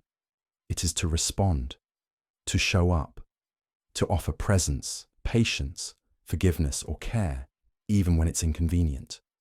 Love, in this sense, is not just something we say or dream about. It becomes visible in the way we treat each other, in the way we listen, in the way we return when it would be easier to turn away. Love without action can fade into sentiment, but love expressed, even in small, quiet gestures, becomes transformative. It mends wounds, it builds bridges, it gives meaning where there was once only motion. This quote asks us to make love a verb, to remember that feeling deeply is only the beginning, and that the real power of love is revealed in how we live it. Not in grand declarations, but in everyday kindness. Not in perfection, but in consistency. Not in waiting for the right moment, but in creating it right now. Because when we act from love, we bring light into places that may have long lived in shadow. And that, perhaps, is the purest form of courage. Those who are awake live in a state of constant amazement. To be awake, in the teachings of the Buddha, is not simply to have your eyes open, but to be fully, gently, and honestly present to what is. It is to see the world without the filters of fear or expectation, without the veil of routine dulling your senses, and to rediscover, again and again, that life itself is astonishing. Most of the time, we move through our days half asleep. We see, but we don't really notice. We hear, but we don't truly listen. We experience, but we rush to the next thing before wonder has a chance to land. But those who are truly awake, inwardly, consciously, soulfully, live in a kind of quiet awe, a leaf falling through sunlight, a stranger's smile, the rhythm of your breath, the sound of rain on the window. These things, so ordinary to the distracted mind, become extraordinary to the one who is paying attention. Amazement in this sense is not about the dramatic. It is about intimacy, a closeness with life that comes not from chasing more, but from softening into the now. This quote is not just poetry. It's a gentle instruction. Slow down. Look again. There is beauty where you thought there was nothing. There is mystery in the familiar. And if you stop waiting to be impressed, you may begin to be amazed, not once, but constantly. You are not your thoughts. There is a quiet revolution in this simple sentence. We grow up believing that our thoughts define us, that what runs through our mind must be true, must be important, must be us. But the Buddhist tradition offers a softer, wiser view. You are not your thoughts. You are the awareness behind them. The sky, not the past clouds. Thoughts arise and fall. They come without invitation and often leave without resolution. Some are helpful, some are harmful, some are nothing more than echoes of yesterday. But none of them, on their own, are who you are. When we believe every thought, we suffer. We identify with every fear, every judgment, every story. Passing mental weather for the climate of our soul. But when we begin to observe our thoughts instead of becoming them, something opens. A small but steady space between stimulus and response. And in that space, freedom lives. You can watch a thought arise. I'm not good enough. This will never work. They don't care. And instead of obeying it, you can let it float by like a leaf on a river. Not denied, not fought, just seen for what it is. A temporary movement in the mind, not the truth of your being. This teaching doesn't ask you to stop thinking. It simply reminds you, you don't have to believe everything you think. You don't have to follow every mental thread to its tangled end. You can return, always, to the stillness underneath. And there, you are already free. To be alone is not to be lonely. There is a deep misunderstanding woven into modern life, that solitude is something to fear, that to be by yourself must mean that something is missing. But Jean-Paul Sartre, the existentialist thinker who explored the nature of freedom, responsibility, and consciousness, reminds us that being alone and feeling lonely are not the same thing. Loneliness is a hunger for connection, for presence, for understanding, for another human soul to meet yours in shared space. But being alone, truly alone, can be something entirely different. It can be expansive, quiet, restorative. It is the space where your own thoughts echo clearly, where your identity doesn't need to perform, and where your attention is no longer split between what you feel and what others expect of you. To be alone is to return to yourself. It is to sit with your own mind and see what lives there, not to escape it, but to become familiar with it. Sartre didn't shy away from the complexity of existence. He knew that aloneness could be uncomfortable, but he also understood that discomfort often signals depth, and that solitude, when chosen consciously, can lead to insight, strength, and a kind of wholeness that no crowd can give. This quote invites us to reframe our relationship with quiet, to see solitude not as absence, but as presence, a presence of self, of space, of possibility. Because when we learn to be alone without fear, we discover that we were never truly lacking, only waiting to return home to ourselves. The only journey is the one within. We often speak of life as a path to walk, a road to follow, a destination to reach. We look outward, to places, to goals, to milestones that will mark our progress. But Rainer Maria Rilke, the poet of the soul, turns that map inward. He reminds us that the most important journey we will ever take is not one of distance, but of depth. The outer world may offer stimulation, experience, change, but the inner world is where meaning is made. It is within that we begin to ask the real questions. Who am I when no one is watching? What do I carry, quietly and always? What is calling me beneath the noise of the day? This inward journey is not linear. It cannot be rushed or charted on a calendar. It moves in spirals, sometimes forward, sometimes back, through memory, emotion, reflection, and silence.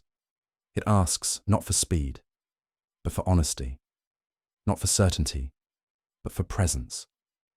To turn inward is not to abandon the world, but to meet it more fully, from a place of awareness, not distraction, from groundedness, not performance. It is only when we begin to know ourselves that we can truly connect with others, truly create, truly live. This quote invites you not to escape, but to return to the quiet center of your own being, where the real journey has always been waiting to begin.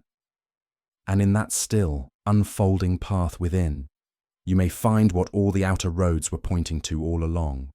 There is no path to peace. Peace is the path.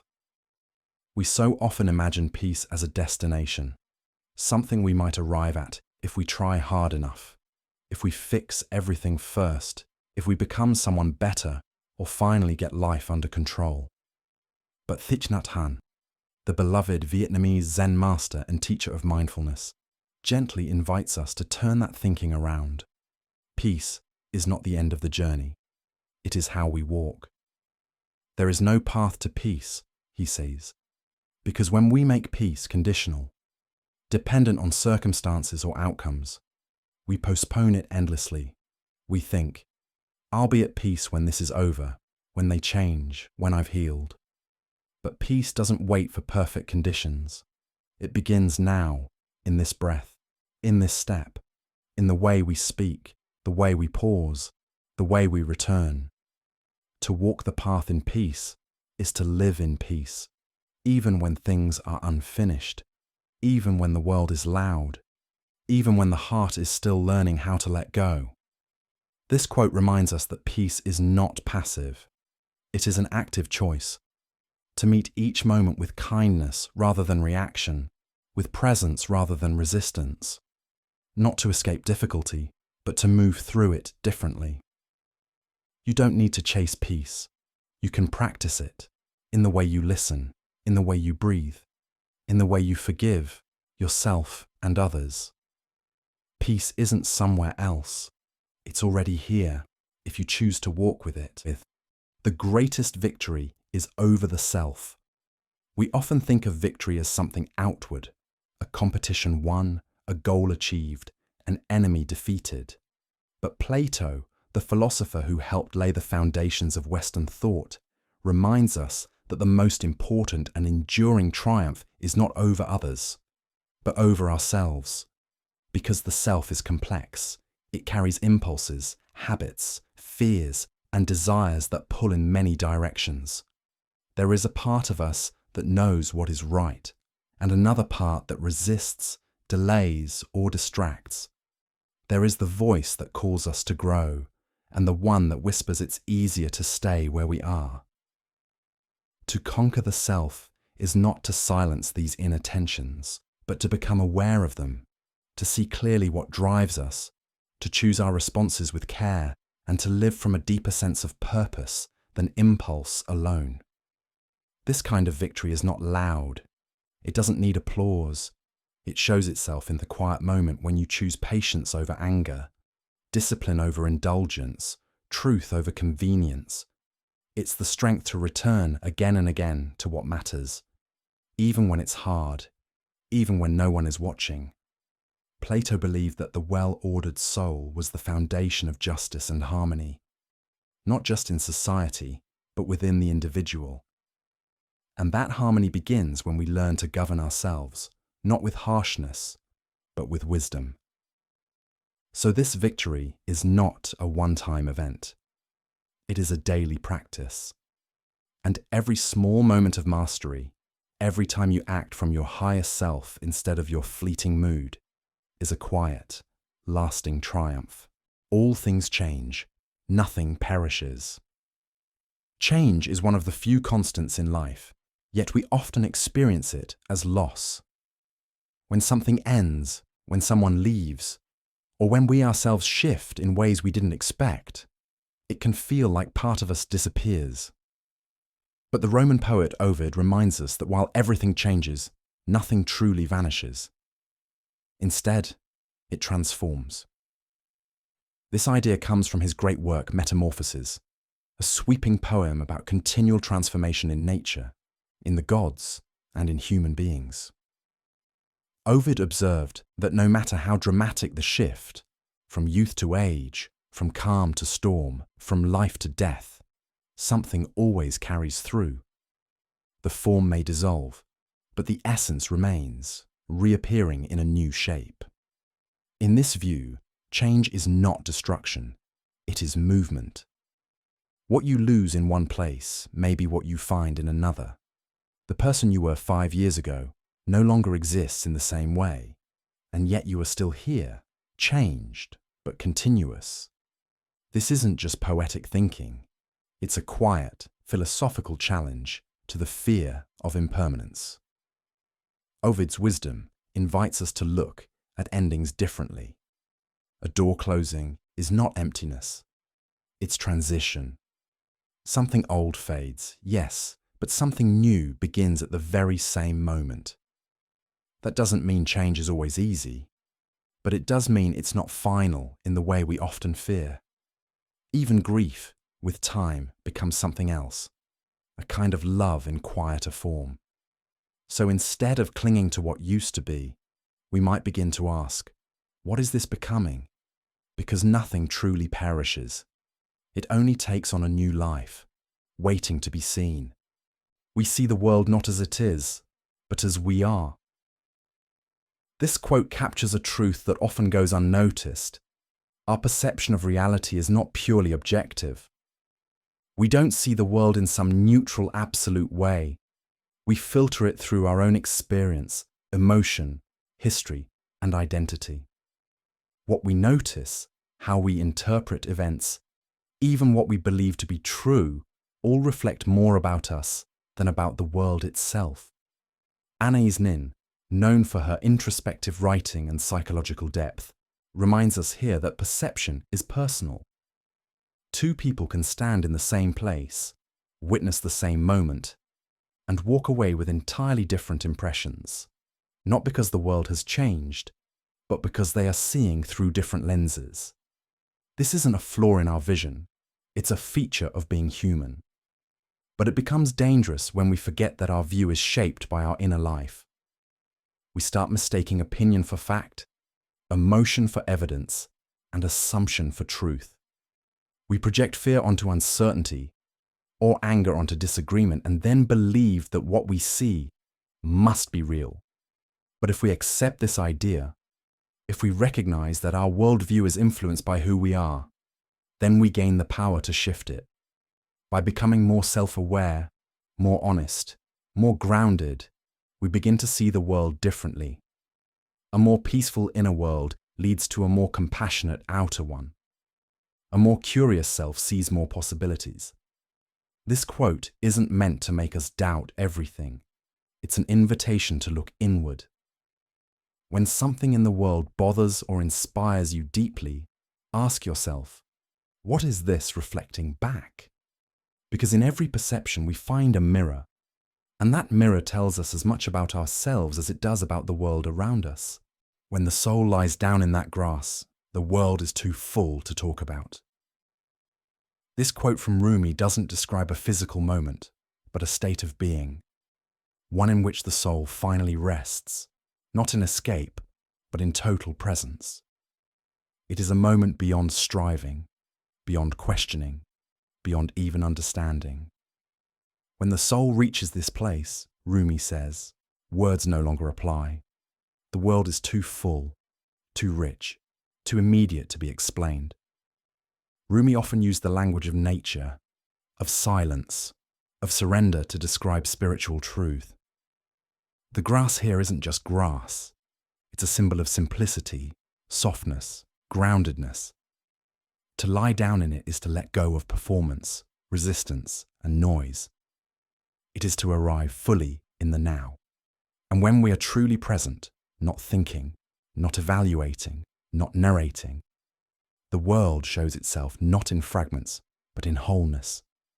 Not as a puzzle to solve, but as something to feel. In that moment, explanation becomes unnecessary. Words fall short. There is nothing to fix, nothing to prove, and nothing to resist. This quote isn't asking us to stop speaking altogether. It's inviting us to recognize the limits of thought and the deeper language of presence. Some experiences, peace, awe, love, union, are too full to describe. And that's not a problem. It's a reminder that some truths are meant to be lived, not spoken. So when your mind grows quiet and your soul settles down into something steady and still, let it. You don't need to explain what you feel. Just notice that in that stillness, the world is already complete. And so are you. Let silence take you to the core of life. We often try to reach understanding by doing more, by thinking harder, speaking louder, moving faster. But Rumi suggests something entirely different, that the deepest truths don't come from effort or noise, but from silence. That if we allow it, silence can carry us closer to life than words or thoughts ever could. This silence is not just the absence of sound, it's a presence of stillness, a space where the mind softens, the heart becomes quiet, and something deeper begins to emerge. It's the space in which awareness expands, where we are no longer reacting, performing, or analyzing, but simply witnessing, being. Rumi's invitation is both gentle and profound. He's not saying we must withdraw from the world, but that in the middle of all its motion, we can discover a quiet center, a place within us that doesn't need to explain or be explained. And in that still center, something essential becomes clear. The core of life he speaks of is not some distant mystery. It is presence, connection, truth beyond language, and silence is the doorway to it. Not because it solves our problems, but because it dissolves what stands in the way of seeing clearly. When you let silence guide you, you begin to notice what you had missed in the noise, the rhythm of your breath, the warmth of being alive, the gentle awareness that you are already part of something whole. So pause. Let go of the next thought. Rest in the quiet. And let silence show you what life really is, not in theory, but in truth. Accept what you cannot change. Change what you cannot accept. This phrase captures the heart of Stoic wisdom, a calm, grounded response to a world that is often unpredictable, unfair, or beyond our control. It reminds us that there are two types of challenges we face in life, those we can influence and those we cannot. And knowing the difference between them is a form of power. The Stoics believed that peace comes not from controlling everything, but from aligning ourselves with what is, and then acting with clarity where action is possible. Some events are external: weather, time, other people's behavior, loss. These are outside our control. Resisting them endlessly only adds suffering. But there are other things, our choices, our reactions, our priorities, that are entirely up to us. To accept what you cannot change is not to give up. It is to stop wasting energy fighting against reality. It is a kind of wisdom that says, this has already happened. Now how do I respond? And to change what you cannot accept is to take responsibility. It is to stand up for what matters, to speak, to to act, to move, not out of anger, but out of integrity. This balance is subtle. Too much acceptance can lead to passivity. Too much resistance can lead to burnout. But when both sides work together, quiet acceptance and purposeful change, something powerful happens. You stop feeling like a victim of life and begin to participate in it fully. So each day, you can ask, what is mine to carry and what is not? And in that question, you begin to live with greater clarity, less resistance, and deeper peace. Every day is a new birth. This teaching invites us to look at time not as a fixed line, but as a series of fresh beginnings.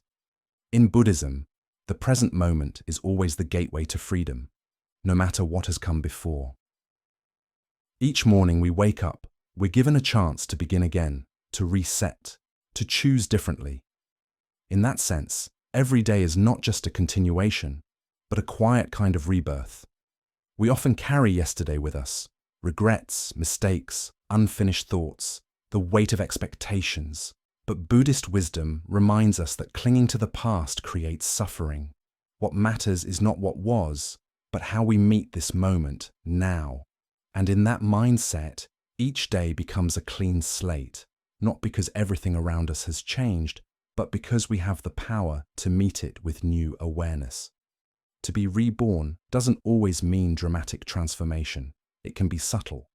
A shift in attitude, a release of tension, a gentle decision to be a little more kind, a little more honest, a little more present. It means waking up not just physically, but mentally and emotionally, and seeing the ordinary with fresh eyes. This quote is not just poetic, it's practical. When you realize that today is not ruled by yesterday, you give yourself room to breathe. You are not defined by your past patterns, your old habits, or even your past self. You are allowed to evolve, and that permission alone can be powerful. So treat this day as if it were your first. Be curious, be aware, and let the small act of beginning again become a quiet form of liberation. You must become the change you wish to see in the world. It's easy to look outward and point to what's wrong, with society, with politics, with the world around us. We see injustice, conflict, greed, and division, and we often feel powerless in the face of it all. But Gandhi's words cut through that helplessness with clarity. Real change begins not out there, but within ourselves. This quote is not about grand gestures or public recognition. It's about alignment, the quiet personal decision to embody the values we believe in. If we want a more compassionate world, we must practice compassion in our daily interactions. If we seek truth, we must commit to honesty in how we speak, listen, and live. If we long for peace, we must begin by creating peace in our own hearts and homes. Gandhi understood that influence doesn't come from force, it comes from integrity. People don't follow ideas because they're shouted the loudest. They follow people whose actions match their words. And that kind of consistency begins with a choice, to stop waiting for others to lead, and to begin leading through example. This idea can feel overwhelming at first, but it's also freeing. You don't have to fix the whole world. You only have to take responsibility for your part in it.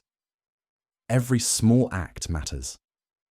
Every honest conversation, every moment of restraint, every time you choose courage over comfort, it adds up. This quote reminds us that we are not separate from the world we live in. We are shaping it every day through what we tolerate, what we nurture, and what we model. So if you want the world to be different, start there. Be the change, not perfectly, not all at once, but sincerely, and let that be enough to begin.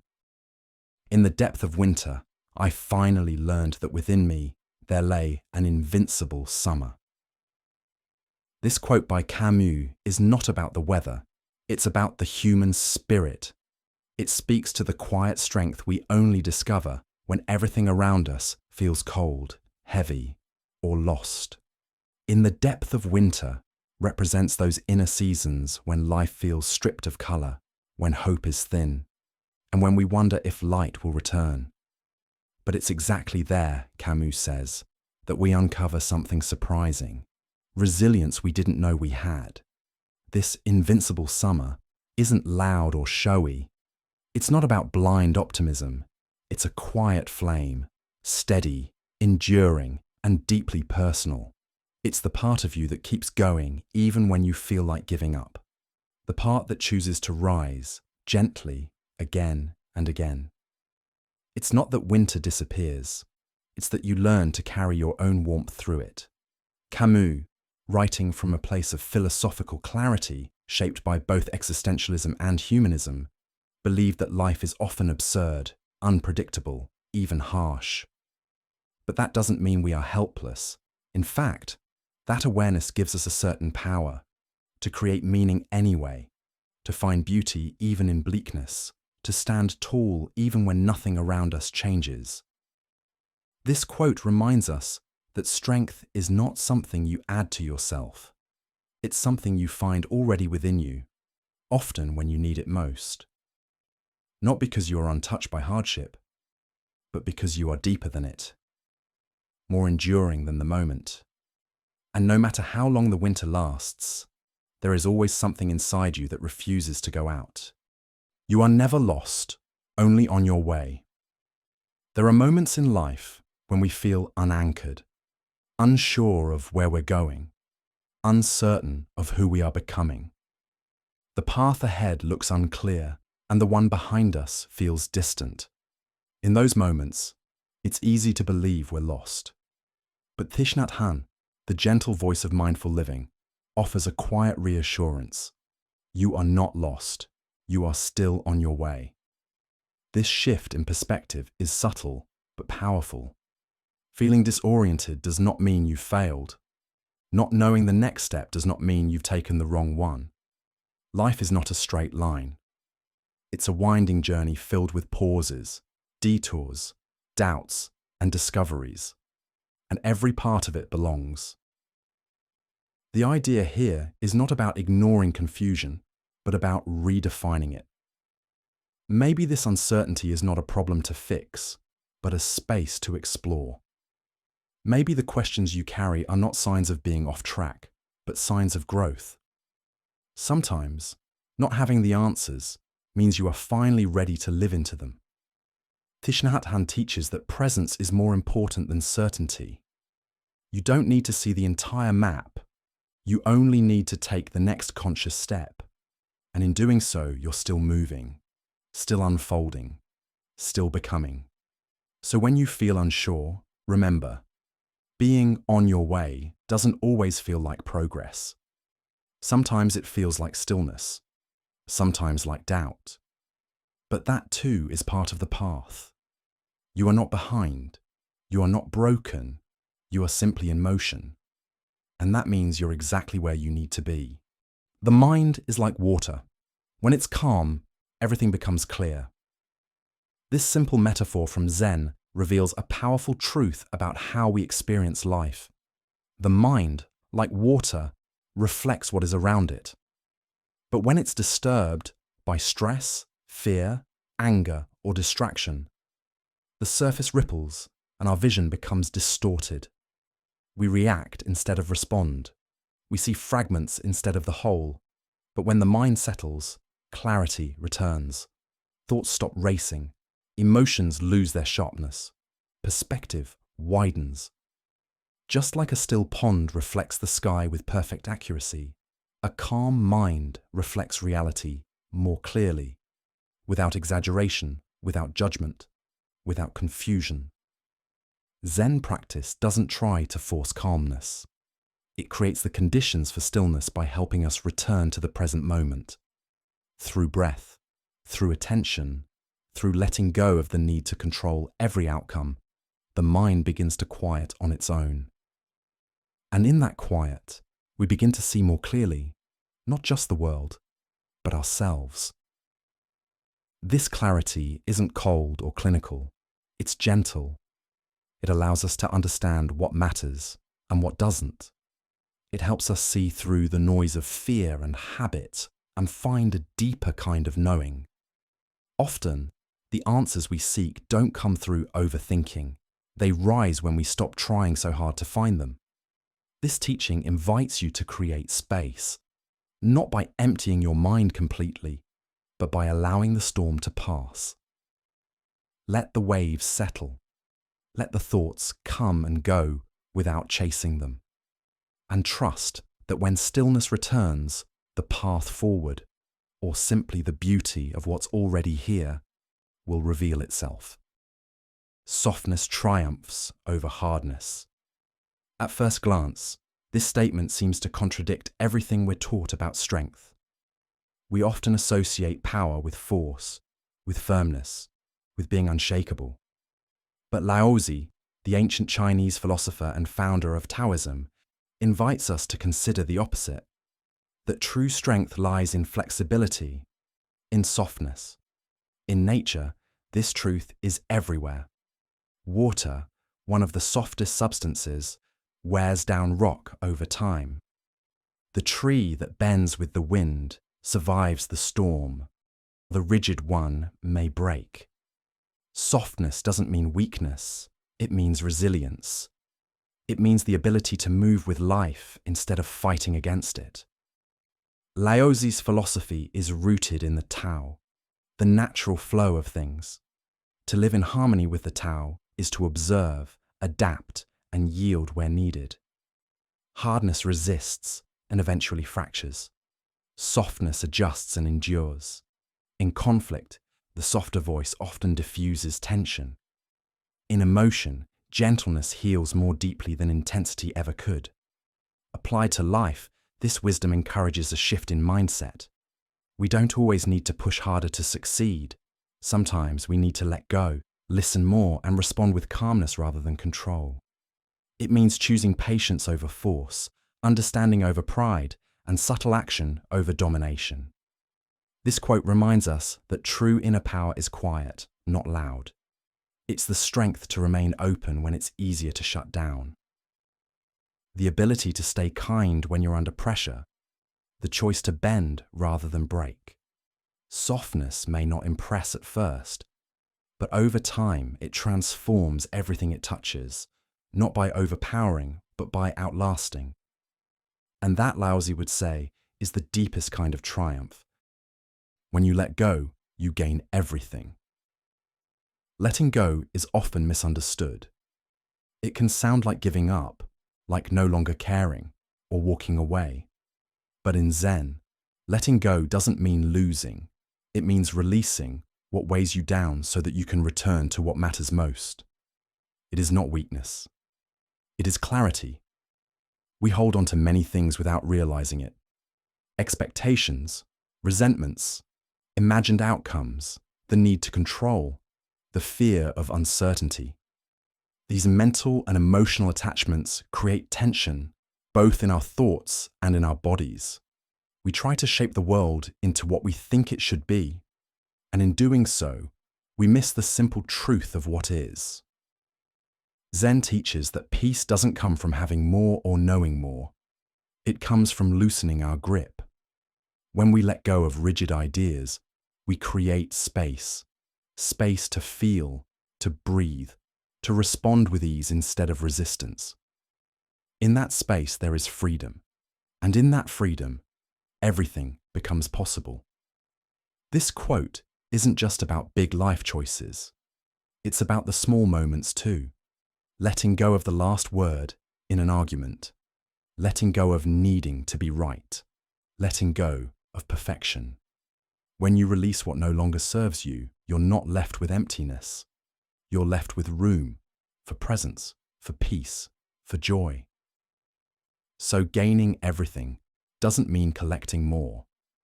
It means uncovering what was already within you, hidden beneath the noise of grasping and control.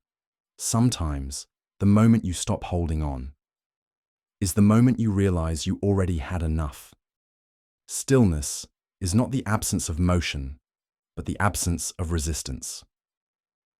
When we think of stillness, we often imagine complete quiet, no movement, no sound, no activity. But in Taoist thought, stillness is something deeper. It's not about stopping the world around you. It's about softening your inner struggle against it. Stillness is not what happens when nothing moves. It's what happens when you no longer push back. In Taoism, the flow of life, the Tao, is always moving. It changes, shifts, rises and falls, like the natural rhythms of the seasons, the breath, or the tide. Trying to stop that flow only creates tension. But when you release resistance, when you stop trying to control every outcome or force a direction, you fall into alignment with life itself. That's when stillness appears. This stillness is not passive. It's aware. It's a quiet strength, a steady presence that doesn't need to fight in order to be stable. You can be moving through the world, engaging fully, and still carry this kind of stillness inside, because you're no longer resisting what is. You're moving with it. This principle reminds us that peace isn't about external silence. You could sit in a quiet room and still feel restless. And you could be walking through a busy day and feel completely at ease. The difference is whether you're resisting the moment or flowing with it. So stillness, in this sense, is a choice. It's the choice to stop tensing against life, to let go of the fight, to breathe deeply and allow things to be as they are, while responding with clarity and calm. And when you do that, stillness finds you, not as a place, but as a state of being. To know others is intelligence. To know yourself is true wisdom. Understanding others is a skill we admire. We call it intelligence when someone can read a room, solve problems, or navigate relationships with insight. And it is valuable. Being able to grasp the thoughts, feelings, and motives of others takes empathy, logic, and sensitivity. But Laozi, the Taoist philosopher, draws a line between that outer awareness and something deeper, the inner knowing of oneself. To know yourself is a different kind of challenge. It requires honesty, stillness, and courage. While intelligence may help you understand how others work, wisdom helps you understand what drives you, why you react the way you do, why certain things trigger you, why you chase some things and avoid others. This kind of knowing is not just mental. It's emotional, spiritual, and often uncomfortable. We live in a world that encourages performance and perception, knowing how to appear, how to succeed, how to please. But Laozi invites us to turn inward, to ask, beneath all of that, who am I? What do I believe when no one's watching? What do I fear and what do I long for? This is not a question you answer once. It's a lifelong unfolding.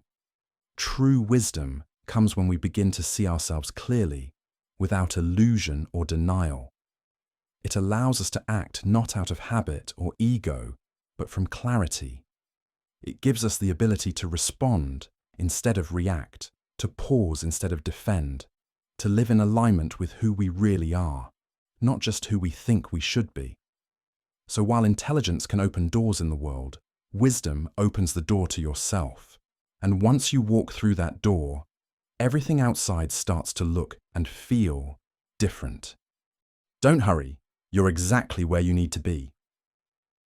In a world driven by deadlines, achievement, and constant comparison, it's easy to feel like we're always behind, as if life is a race and we're somehow falling short. We rush through days, chase the next goal, and judge ourselves by how far we think we should be. But this quiet reminder offers something radically different. Maybe you're not late. Maybe you're not off track. Maybe you're exactly where you need to be. This isn't about passivity or complacency. It's about presence. When we stop hurrying, even for a moment, we allow ourselves to arrive in the present, the only place where life actually happens. Hurrying pulls us into the future. Slowing down brings us back to now. And it's in this now that growth takes root, insight emerges, and peace becomes possible. The idea that you are where you're supposed to be doesn't mean everything is perfect. It means that this moment, however imperfect, however challenging, contains exactly what's needed for your next step. Every experience, even the frustrating or confusing ones, is part of your unfolding. You don't have to skip ahead. You're already in the story. Mindfulness teaches that every moment is a teacher. Every breath is a chance to begin again. When you stop rushing, you begin to notice the small shifts, the subtle signals, the quiet wisdom that hurried minds often miss. So take a breath. Let go of the pressure to catch up or push forward. You are not behind. You are not broken. You are simply becoming. And right now, in this very moment, you are exactly where you need to be. The soul becomes dyed with the color of its thoughts. This line from Marcus Aurelius is short, but it carries a powerful truth. What we think, we slowly become. Our inner life doesn't stay contained in the mind. It seeps into the way we speak, the way we act, and ultimately, the kind of person we are. Just as fabric absorbs the color of the dye it's placed in, our soul takes on the tone of the thoughts we dwell in most often. As a Stoic philosopher and Roman emperor, Aurelius believed that our thoughts were one of the few things truly within our control. While we can't always shape what happens to us, we can shape how we interpret those events. And those interpretations shape our reality. If our thoughts are dominated by fear, resentment, or comparison, that becomes the atmosphere we live in. But if they are grounded in gratitude, clarity, and purpose, our inner world begins to reflect that too. This isn't about ignoring difficult emotions or pretending everything is positive. It's about paying attention to what you return to day after day. What kind of thoughts do you nurture? What kind of stories do you tell yourself about who you are, what's possible, and what you deserve? Over time, those stories don't just influence your mood, they form your character.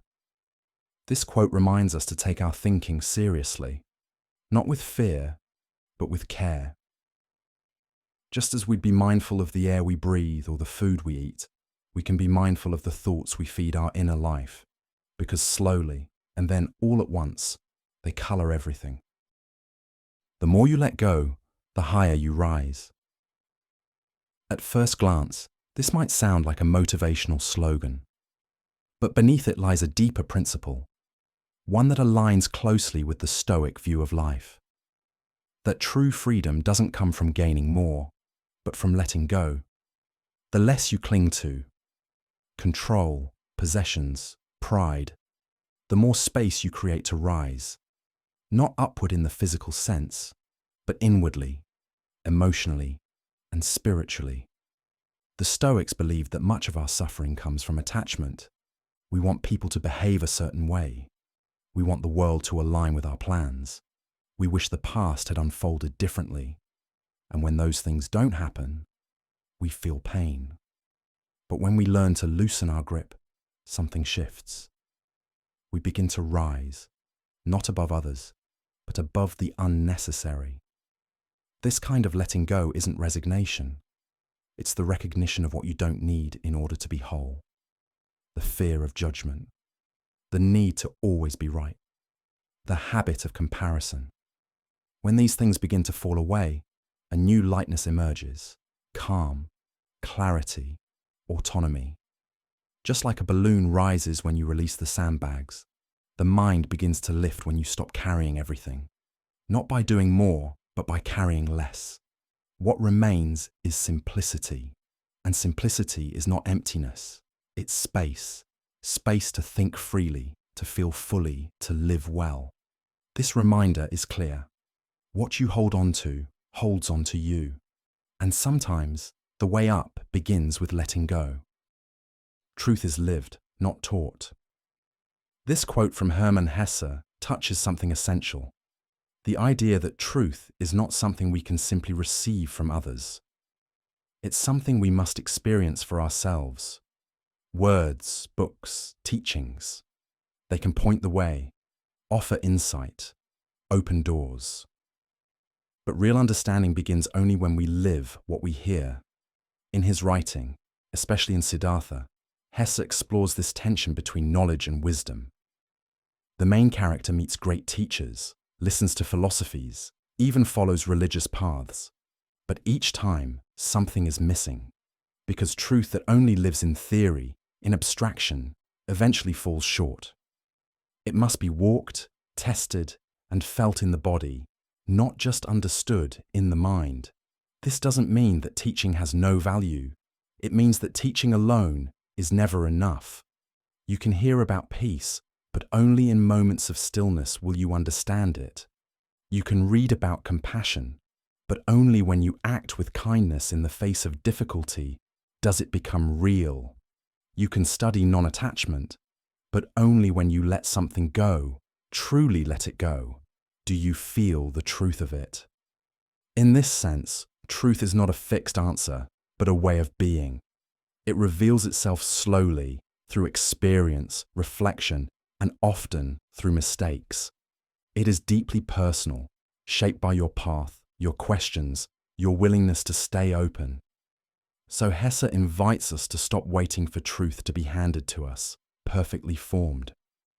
Instead, we begin to live it, not all at once, but step by step, through how we show up, how we respond, and how we grow. Real knowledge is to know the extent of one's ignorance.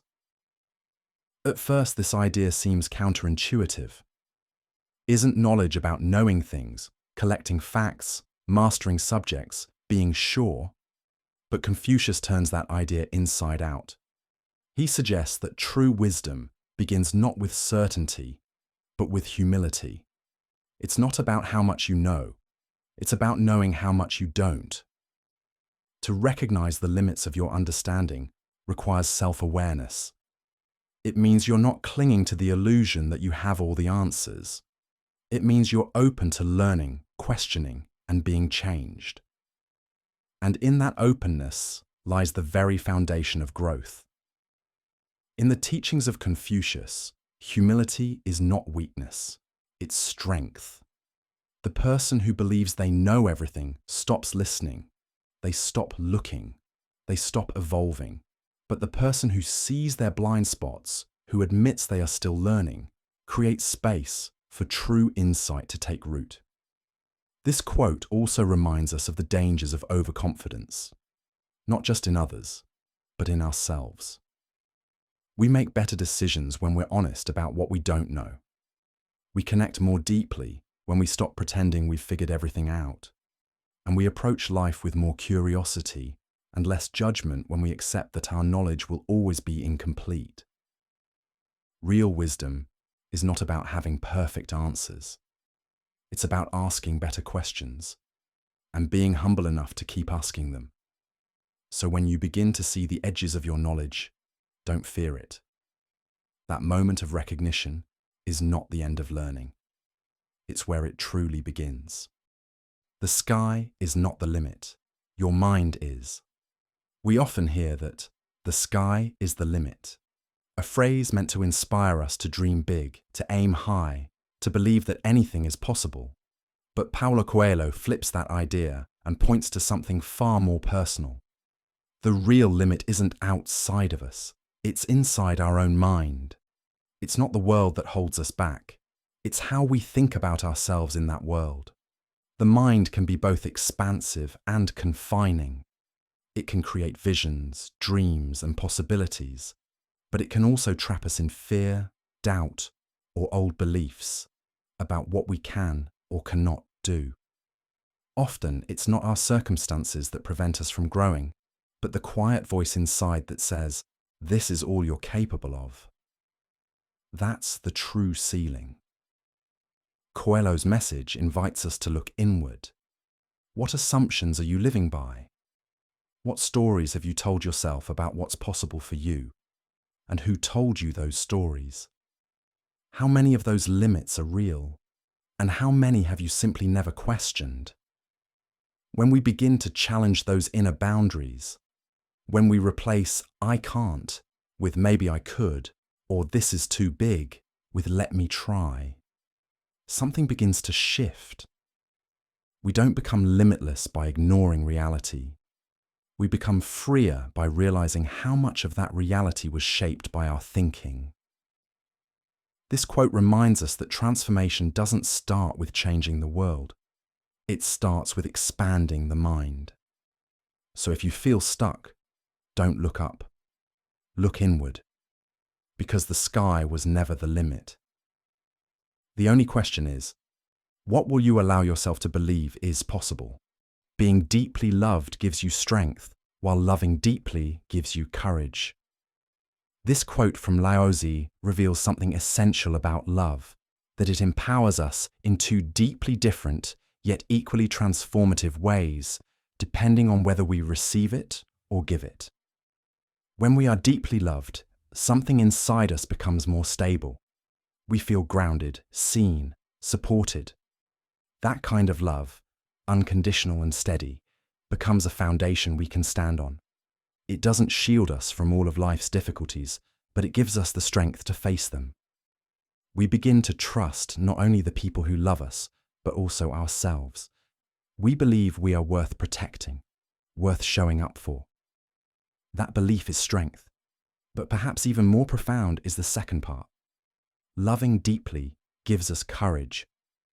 Because to love deeply is to open yourself.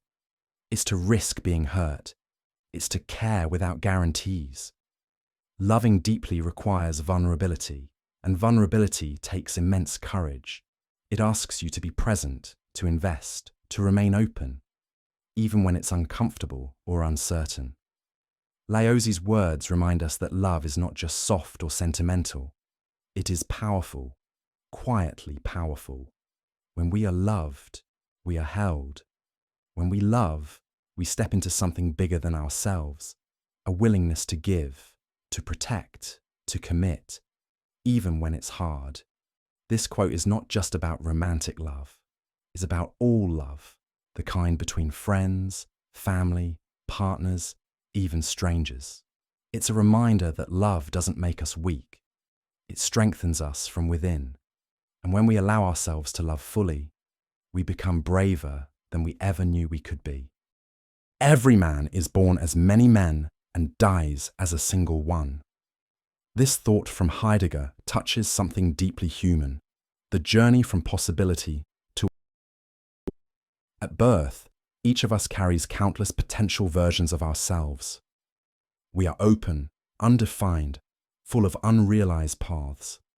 A child might become anything: artist or architect, wanderer or thinker, brave or afraid, soft or stubborn. We begin as many, but as life unfolds, choices are made. Some doors open, others close. We are shaped by experiences, relationships, success, pain, time. And gradually, the many possible selves fall away, not out of failure, but through living. What remains is the person we have become, not the one imagined, but the one chosen, whether consciously or not. Heidegger, a philosopher deeply concerned with authenticity, saw this narrowing not as a loss, but as a confrontation with truth. To live fully is not to chase every path, but to face the one that is yours. And in doing so, you become more whole, more defined, more real. This quote also invites reflection on how we spend our time. Are we drifting into a version of ourselves by habit? Or are we stepping into it with intention? Do we avoid the narrowing, afraid to commit to something true? Or do we allow life to sculpt us and meet that shaping with presence? To die as a single one is not to be less. It is to have arrived.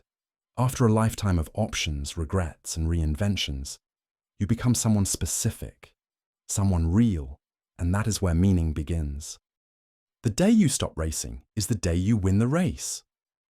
This quote may seem paradoxical at first. How can you win by stopping? Isn't winning about pushing harder, going faster, staying ahead? But Bob Marley, an artist known not just for music but for wisdom, challenges that entire idea. He suggests that the race most of us are running isn't leading us to peace, It's keeping us from it. From early on, we're taught to compete. For success, for approval, for status. Life becomes a series of checkpoints, achievements, titles, milestones.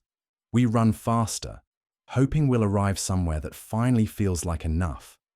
But Marley's words remind us the race itself is the trap, because the finish line keeps moving. And the faster you run, the more you believe you have to. To stop racing doesn't mean to give up. It means waking up. It means realizing that the life worth living isn't a contest. It's an experience. You win not by beating others or yourself, but by stepping out of the game that says you must always be more. When you stop chasing, you start noticing. You begin to feel time again. You return to your own rhythm. In this stillness, you gain something deeper than victory. You gain presence. And with it, peace. You stop running toward life and start living inside it. That, Marley says, is the real win. Because the day you stop running in circles, trying to prove your worth, is the day you remember you had it all along. Surrender is not weakness. It is strength without resistance. In a world that celebrates control, pushing forward, and always having a plan, the idea of surrender often feels uncomfortable, even threatening. We're taught to fight, to strive, to resist what we don't like. But Eckhart Tolle offers a different perspective, that surrender isn't giving up. It's waking up. It's not weakness. It's power, stripped. To surrender is to stop resisting the present moment. Not to stop caring, but to stop fighting reality. It's the inner shift from, this should not be happening, to this is happening, and I will meet it as it is. That shift doesn't take your strength away. It clarifies it. You no longer waste energy struggling against what you can't change. You begin to act from presence, not panic. Tolle teaches that resistance creates suffering. The moment we say no to the now, we cut ourselves off from peace. But surrender reconnects us. It's a softening, not a collapse. It's an openness to what life is offering, even when it doesn't match our expectations. And from that openness, new responses emerge. Not reactions born of fear, but actions rooted in calm awareness. This kind of strength is quiet, grounded, and unshakable. It doesn't shout or force. It stands still in the storm, not because it denies the wind, but because it no longer tries to outrun it. So surrender, in Tolle's view, is not a retreat. It is a return. To stillness, to clarity, to the part of you that was never at war with life in the first place. You don't need to understand everything. Some things are meant to be felt. The mind seeks understanding.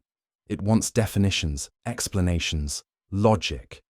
We're trained to believe that if we can name something, analyze it, or break it down into parts, we'll somehow gain control over it. But Zen asks something very different. To sit with life without trying to solve it. To allow space for the kind of knowing that doesn't come from thinking, but from feeling. Not everything in life can be grasped intellectually. Love, grief, awe, peace. These are not problems to be figured out. They are experiences to be entered. Trying to fully understand them often pushes us further away from their essence. Zen suggests that truth doesn't always arrive through words or logic. Sometimes it comes through silence, through presence, through letting go of the need to know. This teaching doesn't reject thought. It simply points out its limits. The mind is a wonderful tool, but it's not the whole of who we are. There's a deeper intelligence in the body, the heart, the breath. In quiet moments, we've all felt it. That sense that something is right or true, even if we can't explain why. So this quote invites us to soften our grip. You don't need to decode every emotion or explain every mystery. You don't need to fix every part of yourself. Sometimes you just need to feel it, to be with it, and let it pass through. Understanding may follow, or it may not, but either way, you'll have been present. And presence is often more healing than clarity. In stillness, the universe surrenders to you. This Taoist thought captures a paradox at the heart of many ancient teachings, that the more we chase, the more life slips away, and the more we become still, the more life comes to meet us. It is not effort that opens the deepest doors, but presence, not control that brings harmony, but stillness. In Taoism, the concept of wu wei, effortless action, is central. It teaches that the natural way of things does not need to be forced. The river flows, the seasons turn, the breath rises and falls. When we become still, not just in body but in mind, we begin to move in rhythm with this deeper flow. We stop pushing against reality, and reality stops pushing back. Stillness isn't just the absence of movement, it's the presence of awareness. It is the place where you stop trying to bend the world to your will and instead become receptive to what is already unfolding. In that space, clarity emerges, insight arises, life begins to reveal itself, gently and without resistance. The idea that the universe surrenders to you may sound mystical, but it's deeply practical. When you are no longer reactive, distracted, or tense, you can hear more, see more, understand more. You become aligned, not through domination, but through attunement. This reflection reminds us that our greatest power is not found in striving, it is found in stillness. Because in stillness, we don't lose control. We reconnect with something far greater than control. And often, that's when everything begins to move, without us having to push at all. Not everything that counts can be counted. In a world obsessed with numbers, with rankings, scores, metrics, and measurable outcomes, this quote offers a quiet challenge. It reminds us that some of the most valuable things in life don't fit neatly into spreadsheets. You can't measure meaning in hours. You can't reduce love to a number. You can't count inner peace or wonder or connection.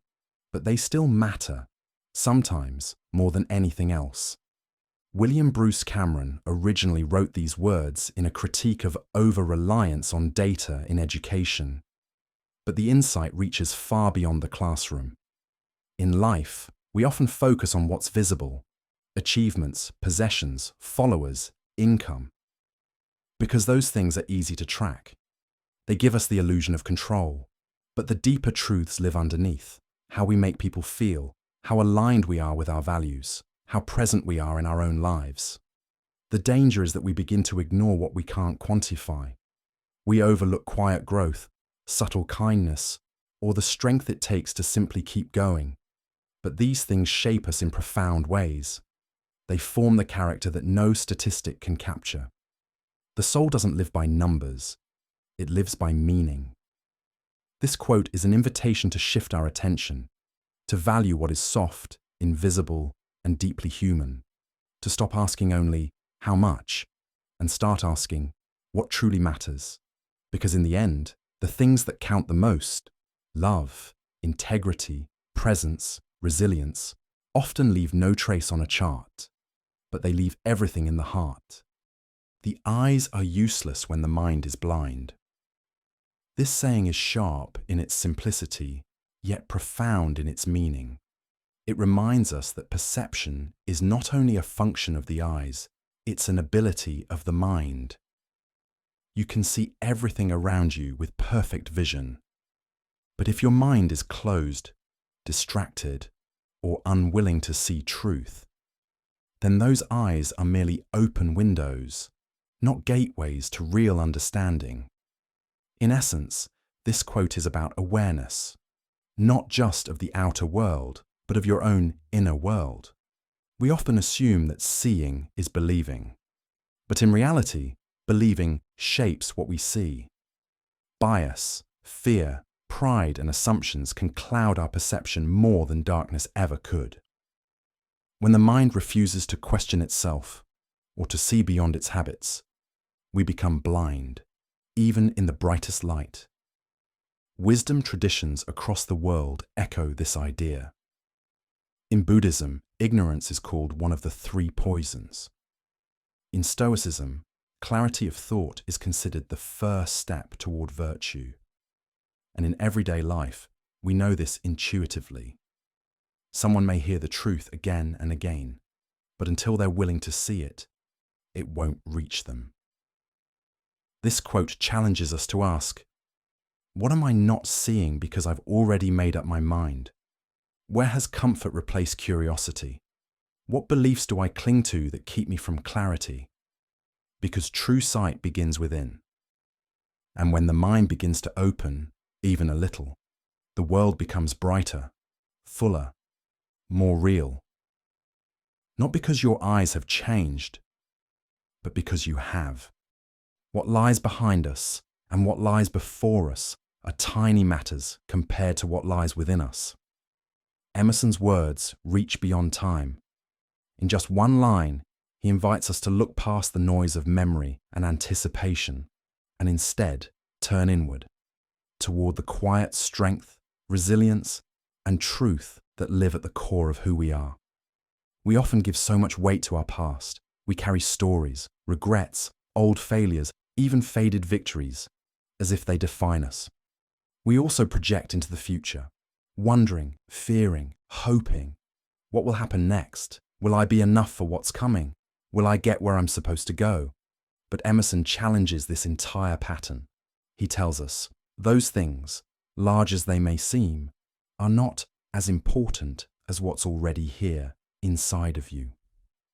What lies within us is not just potential, it's the capacity to begin again, the courage to face the unknown, the quiet wisdom that doesn't shout, but waits. It's the part of you that has endured, even when you thought you couldn't. The part that already knows, even when the mind is unsure. This quote is a return, a grounding. It asks you to trust that your greatest resource is not something you have to find or earn or achieve. It's something you already carry. The world may pull your attention outward, but your power begins inward, in how you respond, how you heal, how you choose.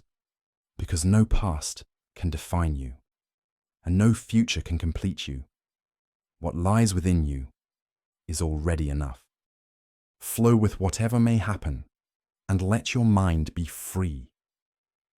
Zhuangzi, one of the foundational voices of Taoist thought, offers us here not a rigid principle, but a gentle invitation to loosen our grip on control and to live in greater harmony with the unfolding of life. To flow with whatever may happen is not passive. It's not about giving up or floating without direction. It's about aligning with the nature of reality, which is always moving, always shifting. Zhuangzi saw that suffering often begins when we try to hold still what was never meant to be fixed, when we resist change, fight uncertainty, or cling too tightly to how we think things should be. In Taoism, freedom of the mind comes not from mastering every situation, but from releasing the need to. When the river bends, it doesn't break, it curves. When the wind changes, the leaves don't argue, they dance.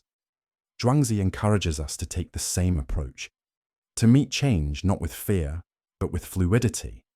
This doesn't mean we don't feel pain or challenge, but when we let go of mental rigidity, we suffer less. We move with life, not against it. And in that movement, something opens. A deeper ease, a quiet clarity, a freedom not based on circumstance, but on inner spaciousness. This quote is a reminder that your strength isn't in resisting what comes. It's in your ability to stay soft, present, and open, no matter where the current leads. Because when your mind is free, even the unexpected becomes part of your path. The more tranquil a man becomes, the greater his success. At first glance, we might not expect to find tranquility and success in the same sentence. We're often taught that success comes through intensity, through striving, pushing, competing. But James Allen, a philosopher of the inner life, reverses that idea.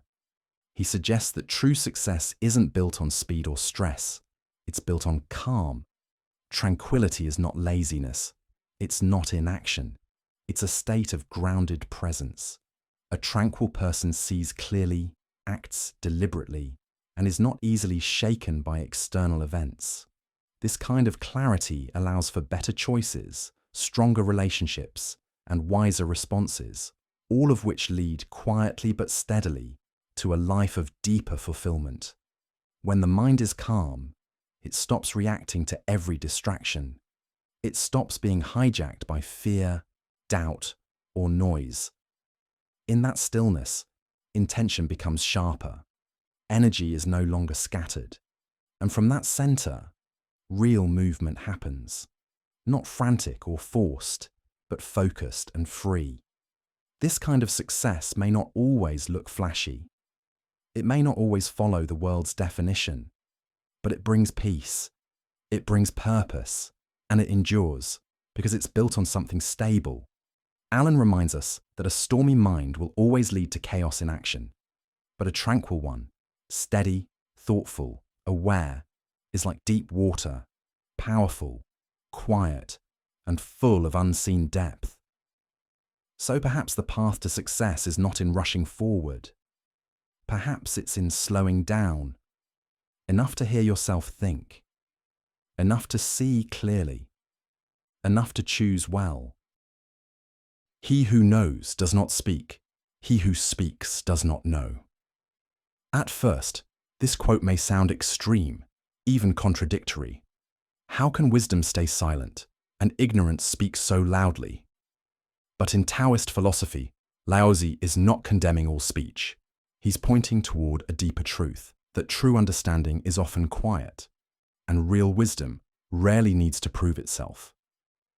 When someone genuinely knows, when they have touched something fundamental about life, the self, or the nature of reality, they no longer feel the urgency to explain it. Words become unnecessary, even limiting. After all, the deepest truths often resist language. Silence, presence, and simple being speak more clearly than argument or display. On the other hand, Laozi observed that those who speak most confidently, most loudly, are often covering uncertainty. They speak to convince others, and perhaps themselves. They speak in concepts rather than from experience.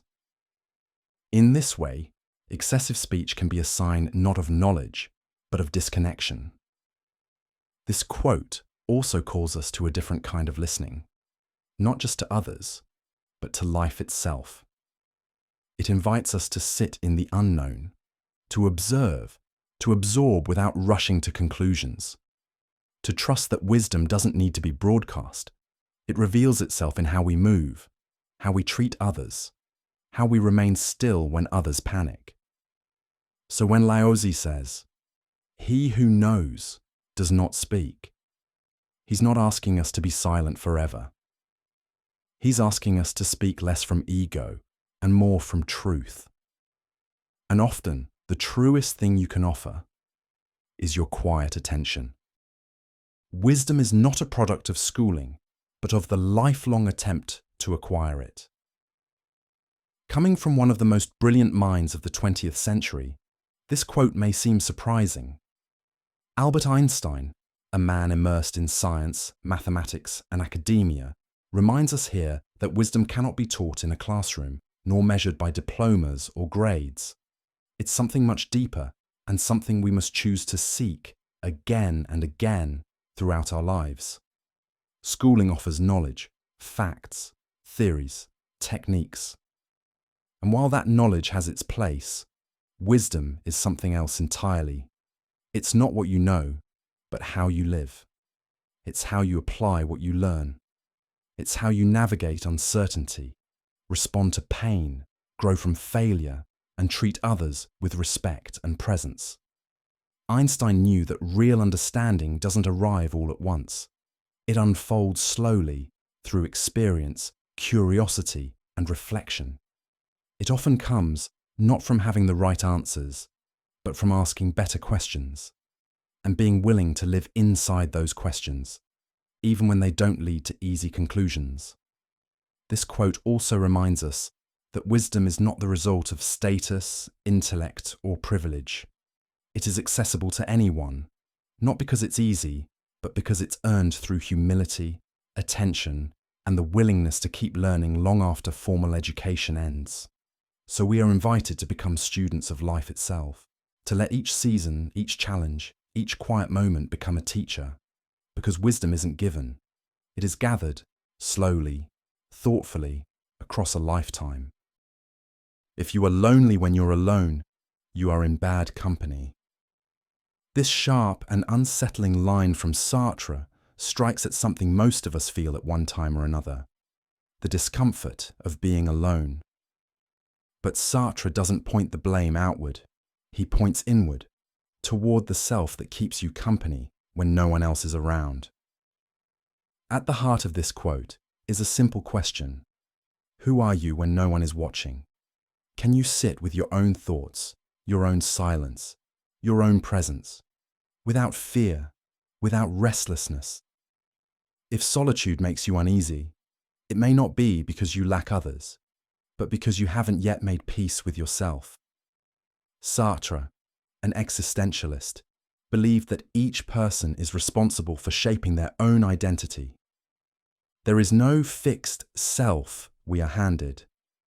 We become who we are through choices, through action, and through reflection. Being alone confronts us with that truth. There's nowhere to hide. And if we don't like the company we find, it means there is work to do, not in changing our surroundings, but in transforming our relationship to ourselves. This quote is not a judgment. It's an invitation, an opportunity to turn toward yourself, not in self-criticism, but in honest curiosity. What would it mean to become someone you enjoy being alone with? What would it look like to create an inner life that feels rich, grounded, and kind?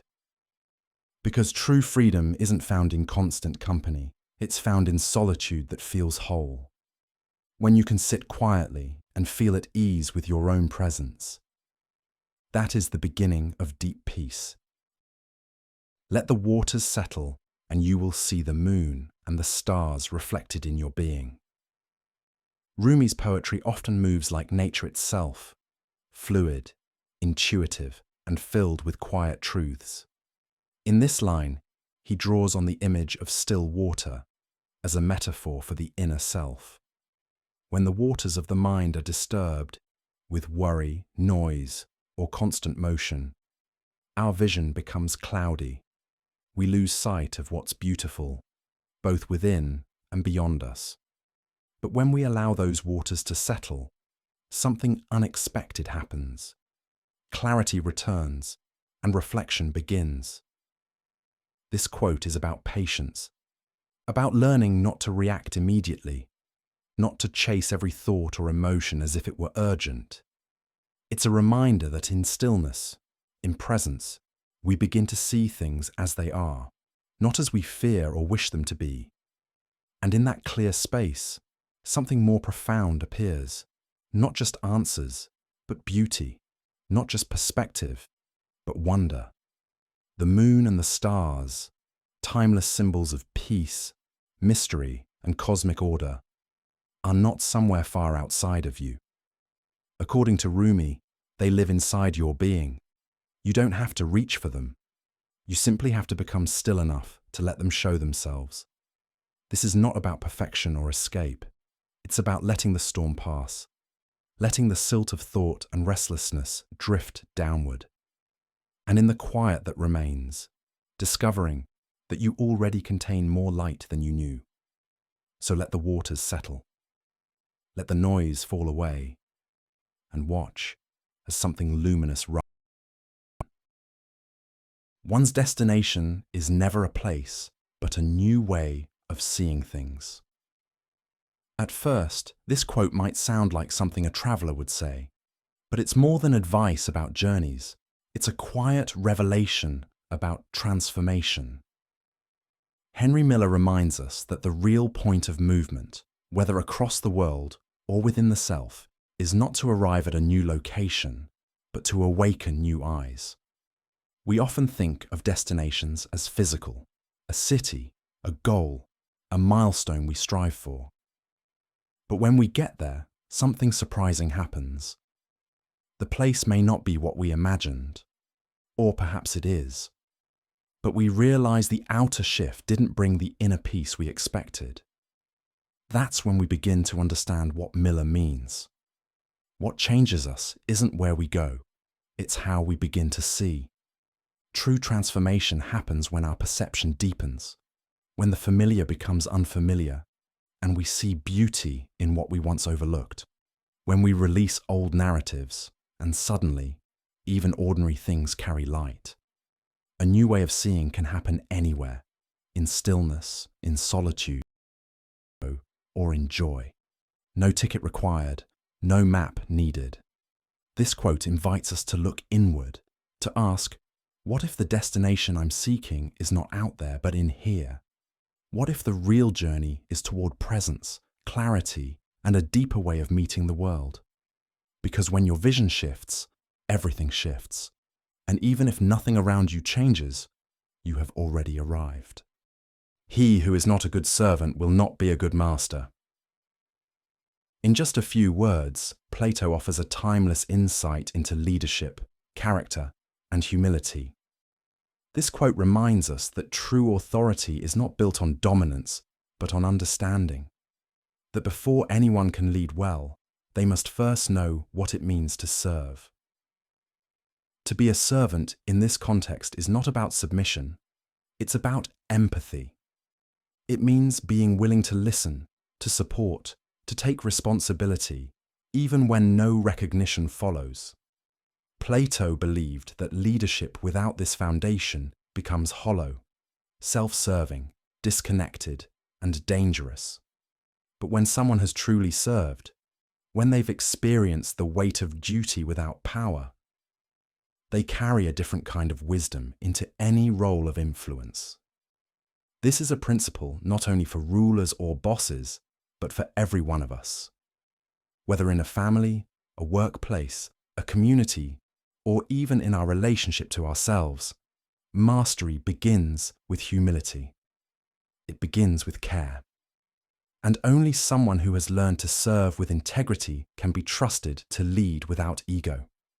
The deeper message here is that the qualities that make a great servant, patience, awareness, steadiness, self-discipline, are the same ones that make a great master.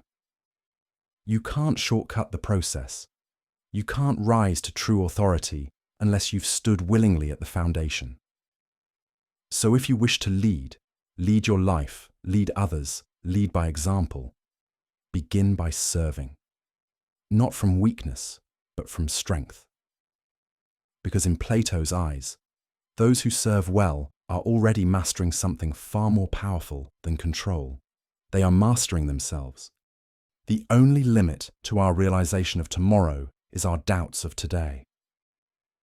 With these words, Roosevelt captures the quiet power of belief, not just in grand ideas or distant futures, but in ourselves. He reminds us that the most significant barriers to what we might become are not found in the world around us, but in the hesitation within us. Doubt, left unchecked, becomes the shadow that shrinks all possibility. Every tomorrow, every vision, dream, or change begins in the present. It begins in thought, in conviction, in small steps taken despite fear. But when we doubt ourselves too deeply, we delay the very growth we long for. We second-guess the path, question our worth, or wait for certainty before moving. In doing so, we hand our future over to hesitation. Roosevelt's words were spoken in a time of deep uncertainty, but they hold true in any age. He wasn't calling for blind optimism. He was naming the quiet strength that arises when we believe something better is possible. And more importantly, when we believe we are capable of helping shape it. This quote isn't about eliminating all fear. It's about not letting fear become the architect of your future. The path forward is always uncertain. But what shapes that path is whether we show up with courage or let doubt turn us away before we've even begun. So as you look toward tomorrow, ask yourself, what part of you is ready to move forward, and what part still needs to be reminded that you're allowed to try? The real voyage of discovery consists not in seeking new landscapes, but in having new eyes. At first, this quote might sound like a reflection on travel, but Proust isn't speaking about geography. He's speaking about perception. The essence of discovery, he suggests, lies not in going farther, but in seeing more clearly, more deeply, right where you are. We often believe that change requires movement. That fulfillment will come when we find a new place, a new job, a new relationship, a new version of ourselves. But many who chase newness find it fading quickly. Because if you carry the same way of seeing, the same assumptions, fears, or distractions, every new landscape becomes just another repetition. Proust's insight is subtle but powerful. Transformation doesn't require distance. It requires presence. When we begin to look with new eyes, eyes that are curious instead of cynical, open instead of guarded, the world itself changes, even if nothing has moved. A conversation becomes richer, a moment becomes fuller. The ordinary begins to glow. This is not about rejecting exploration. It's about realizing that the greatest discoveries often happen not out there, but in here. When we shift how we see, we shift how we live. The external world reflects the clarity or cloudiness of our inner vision. So the question becomes, can you meet today with new eyes? Can you allow the familiar to feel unfamiliar again? Not because it's changed, but because you have. Because sometimes the most profound journey is the one that brings you back to the present, where wonder was waiting all along.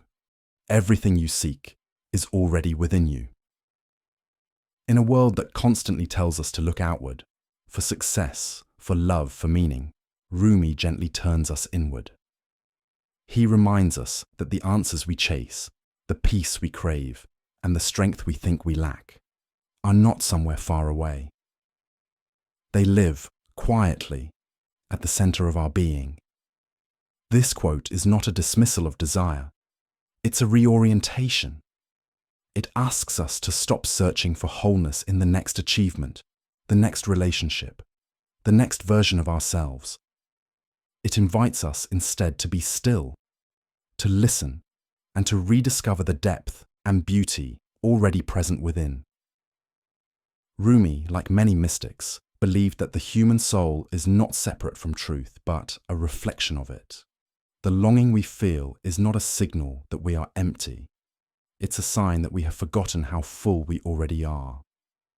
That underneath the noise of doubt and comparison, there is a quiet self that is whole, aware, and unshaken. To believe that everything you seek is within you is not to say life is easy. It's to say that your courage, your insight, your capacity for love and transformation, they are not missing. They may be covered, hidden, or quiet, but they are there. So rather than chase endlessly outward, this quote invites us to turn inward with trust, to treat our own hearts not as a problem to solve, but as a source to return to. Because the journey you're on doesn't end at the horizon. It begins gently where you are and deepens each time you remember. You already carry what you've been looking for.